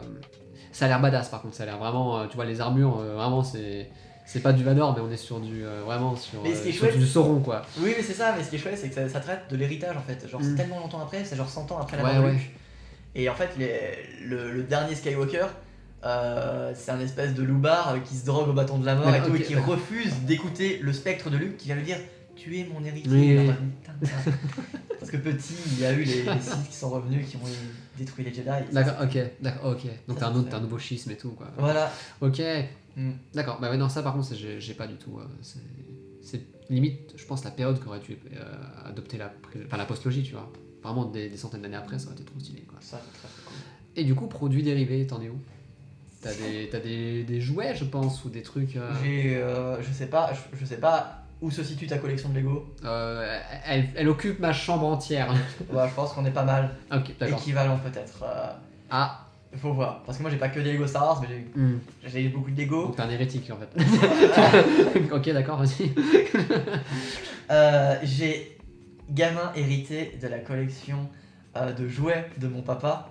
Alors du coup on est sur des jouets... Tous les jouets première génération, avec les sabres laser bougies qui sortent du bras. D'accord. Les TIE Fighters qui tiennent plus avec du scotch, qui sont là, qui font comme ça avec les lookouts. Ah oui, mais d'accord. J'ai le Faucon Millennium en carton-pâte. Ouais, mais c'est vraiment les jouets des années 70 quoi. Oui, complètement. J'ai les jeux des années 70, j'ai les Micro Machines dont je te parlais. Les fameuses. Et j'ai un nombre incroyable d'armes, de trucs. Oui, de d'accord, bijoux. ok. Alors attends, attention, là je vais dire un truc de ouf. Attention. Petit, mon père avait dû aller je sais plus où aux États-Unis pour son taf. Quand il est revenu, il m'avait acheté un cosplay de Jango Fett. En latex et tout, hein. Ah ok, d'accord. Ah ouais, avec le blaster. Non mais ça rigolait zéro. Putain, avec le casque, enfin... Alors le casque il était beaucoup trop grand. Oui. Il était en mode blablabla. Mais j'étais Jango Fett. C'est ouf ça. C'était T'as incroyable. des guns ou pas? Oui, j'en ai un. Il n'y en avait qu'un seul, j'avais pas les deux, j'étais dégoûté. Mais j'étais en mode, j'en ai perdu un, je vais dans l'arène, Geonosis. Ah mais c'est trop stylé. Bah du coup finalement cosplay Jango Fett. Voilà, cosplay Jango Fett. Ça répond à la question. Ah mais c'est dingue ça. Parce qu'en plus avec les... complet en plus, tu disais en latex et tout. Ouais, j'ai juste pas de jetpack, mais il y avait tout le reste. Il y avait Voilà. la ceinture, tout, Putain. les plaques. Ah mais d'accord, en fait Jango Fett c'est le gars en fait. C'est le gars. Du coup on s'approche de la fin de l'interview. Ok. Quel est ton fantasme ultime de fan en fait? Qu'est-ce que tu adorerais voir et estampiller Star Wars? Ça peut être n'importe quoi, ça peut être aussi des produits dérivés notamment, mais surtout des œuvres audiovisuelles. Tu peux oublier le fait que ce soit Disney et que ce soit peut-être George Lucas qui sont encore aux commandes. Qu'est-ce que tu adorerais voir en fait? Vraiment, qu'est-ce que tu rêverais de voir? Bah, en vrai, c'est un peu classique, mais c'est vrai que la vision de George Lucas sur l'héritage de la Force, sur l'héritage de Luke, en film, en trilogie, ça aurait été un achèvement, quoi. Leur vivre ça aurait été incroyable. Le retour de Lucas à Star Wars, vraiment aux commandes, avec une équipe qui est là pour le soutenir et le diriger, c'est vraiment ce que j'aurais rêvé de voir. Sinon, dans ce qui est possible de voir aujourd'hui, ce qu'ils vont peut-être faire avec Star Wars Visions, c'est des animés. Je suis d'accord. Sur Star Wars, ça peut être ouf. Surtout que je sais pas si t'as vu sur YouTube, il y a des petits trucs qui s'appellent Adventures ou un truc comme ça. Ouais. Ça doit être ça alors. Style animé. Oui, voilà. Exactement. Et ça dure 2 minutes, mais je me dis, mais là il y a un truc à faire. Oui, c'est vrai. Il y a un truc à En plus, c'est super. T'as vraiment des superbes transitions entre Anakin qui est épisode 1 et épisode 2. Tu vois qu'il change et tout. Incroyable. Enfin, ça sert pas à grand chose, ça illustre pas grand chose, mais par contre, visuellement, c'est génial. C'est gratifiant de voir. C'est super. Ouais. Et surtout dans un style animé, quoi. Ça, c'est trop stylé. Et sinon, ce serait. Bon, du coup, avec Bad Batch, c'est très mal parti, mais ce serait une suite à République Commando. Que ce soit un film, série. D'accord, ok. Du jeu surtout. Ouais. Mais ça marchait tellement bien, genre, t'avais pas besoin qu'ils retirent leur casque ou qu'ils disent quoi que ce soit pour qu'ils soient des personnages complets et différents des autres, alors que les autres, c'est tous des. Dans Bad Batch, ils sont tous vanilla. T'as l'impression que t'as un espèce de John Rambo clone. Oui, ça, j'avoue. C'est pitoyable. Et non, République Commando, même Jedi Knight, un nouveau Jedi Knight, mais je saurais quand même taré. Ah ouais. Au final, t'as pas retrouvé ça dans Fallen Order finalement. Bah, c'est vrai que c'est très différent. Ouais, c'est ça, c'est un petit peu différent, mais en même temps, c'est le côté jeu PC un petit peu fun où tu faisais ce que tu veux avec les pouvoirs qui était très contextuel de l'époque. Surtout les combats au sabre en fait. Voilà. On est tellement libre que tu peux faire des actions extrêmement stylées, mais par contre, t'as l'air con. Tu sais pas comment tu les fais. T'as l'impression de faire. Tu fais n'importe quoi et par contre, tu peux faire des actions de fou. Par contre, tu vois, dans les jeux récents, c'est que tout est chorégraphié. Du coup, tu lances une chorégraphie alors que je trouve que Jedi Knight, on était littéralement dans le fait que t'étais libre quoi. Donc c'était trop stylé quoi. Et gros fantasme qu'il fasse un parc d'attractions complet sur Star Wars. Ah mais du coup tu n'es pas satisfait par Galaxy's Edge? Eh non, bizarre. Ah mais c'est dingue. Comment ça se fait? Et non, mais ils ont prouvé qu'ils le pouvaient et la hype que ça a créé juste ça. Ouais, c'est sûr. Ils pourraient faire un parc entier. D'ailleurs, il y a des schémas sur internet de fanart où tu vois un ride pod racer avec une partie Tatooine. Tu peux visiter Utapao et tout. Enfin, c'est des trucs de ouf. Oui, j'avoue. Mais un aspect très diversifié. Mais c'est vrai que leur approche avec Galaxy's Edge, c'était vraiment de faire un univers précis. Enfin, vraiment une espèce de petite ville. Décor, ouais. C'est ça. Ouais. Le problème, c'est que c'est un peu la posto quoi. Donc, ouais, et puis ils ont essayé de faire une espèce de background avec des bouquins. Ouais. On en a rien à péter. C'est. Mais par contre, ce qui me plaît vachement, c'est vraiment ce côté in-universe en fait. C'est que les gens du coup qui bossent au parc, ils te donnent l'impression d'être dans l'univers Star Wars. Ça doit être ouf. Ouais, surtout avec l'hôtel apparemment, t'as vraiment l'impression d'être dedans. Soit ça peut être extrêmement malaisant, soit extrêmement réussi en fait. Alors pour finir, on parlait de la postlogie tout à l'heure. Est-ce que t'as finalement... quel est ton regard sur la postlogie maintenant que tout est fini? On a passé toute cette période. Est-ce que t'as un regard final dessus maintenant? Bah, quel gâchis! Quel gâchis?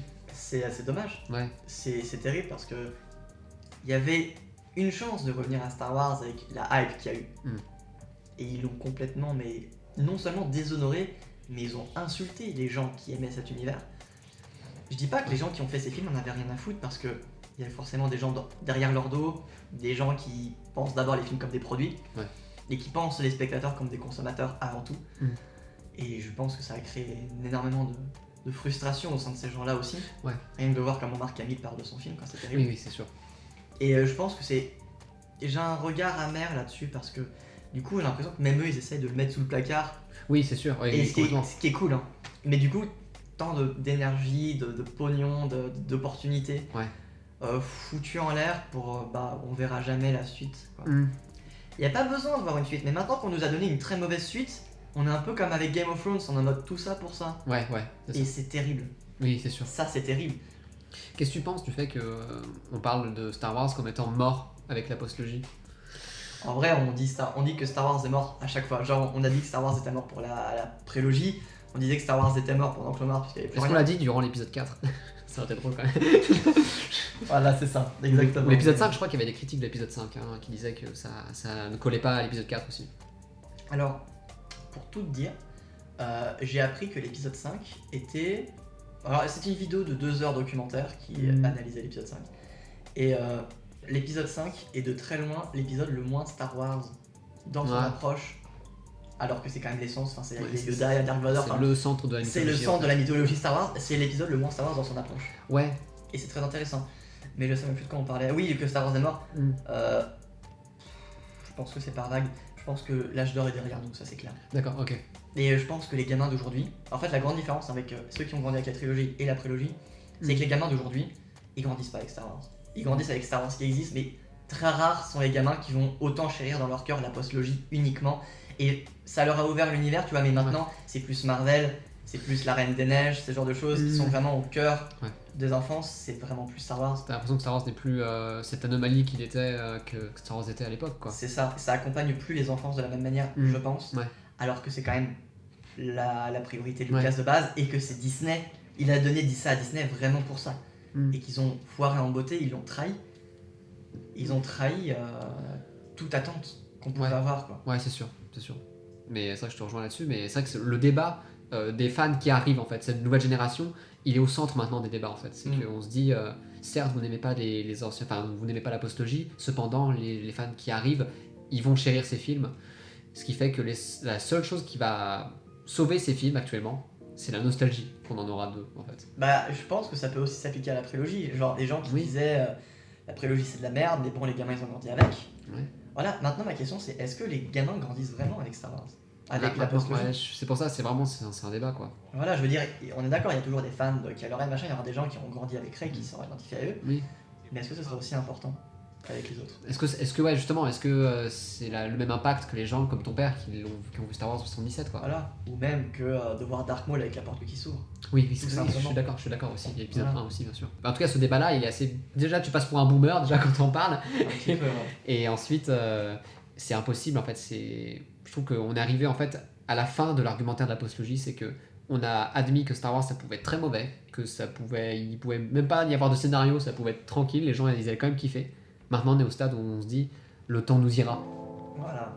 Ok, mais d'accord, du coup, quand est-ce qu'on aura la vérité sur la postlogie? Dans 20 ans? En fait, on sait plus à quoi s'attendre. Oui, ouais, bah... On est fan de Star Wars, mais d'accord. Ouais, ça veut dire quoi? Tu vois. Même quand on fait revenir des trucs de ouf, on n'est plus impressionné. Ouais, c'est sûr. Bon bah écoute, c'est la fin de l'interview. On a passé toutes les questions et merci d'avoir répondu parce que c'est vrai que la plupart étaient très complexes. Ta scène favorite notamment. Mais du coup, merci de t'être prêté au jeu parce que c'est vrai que comme je te dis, c'est un exercice assez complexe, surtout quand tu n'es pas du tout habitué, surtout sur Star Wars.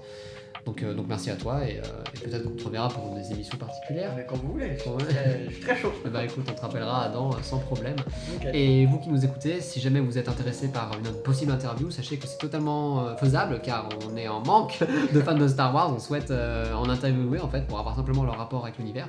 Donc si vous êtes intéressé, n'hésitez pas à nous contacter dans les commentaires ou sur les réseaux sociaux. Bon, sur ce, on vous dit à très bientôt et que la force est avec vous et c'est tout ce qu'il y a à dire. Voilà. Allez, salut!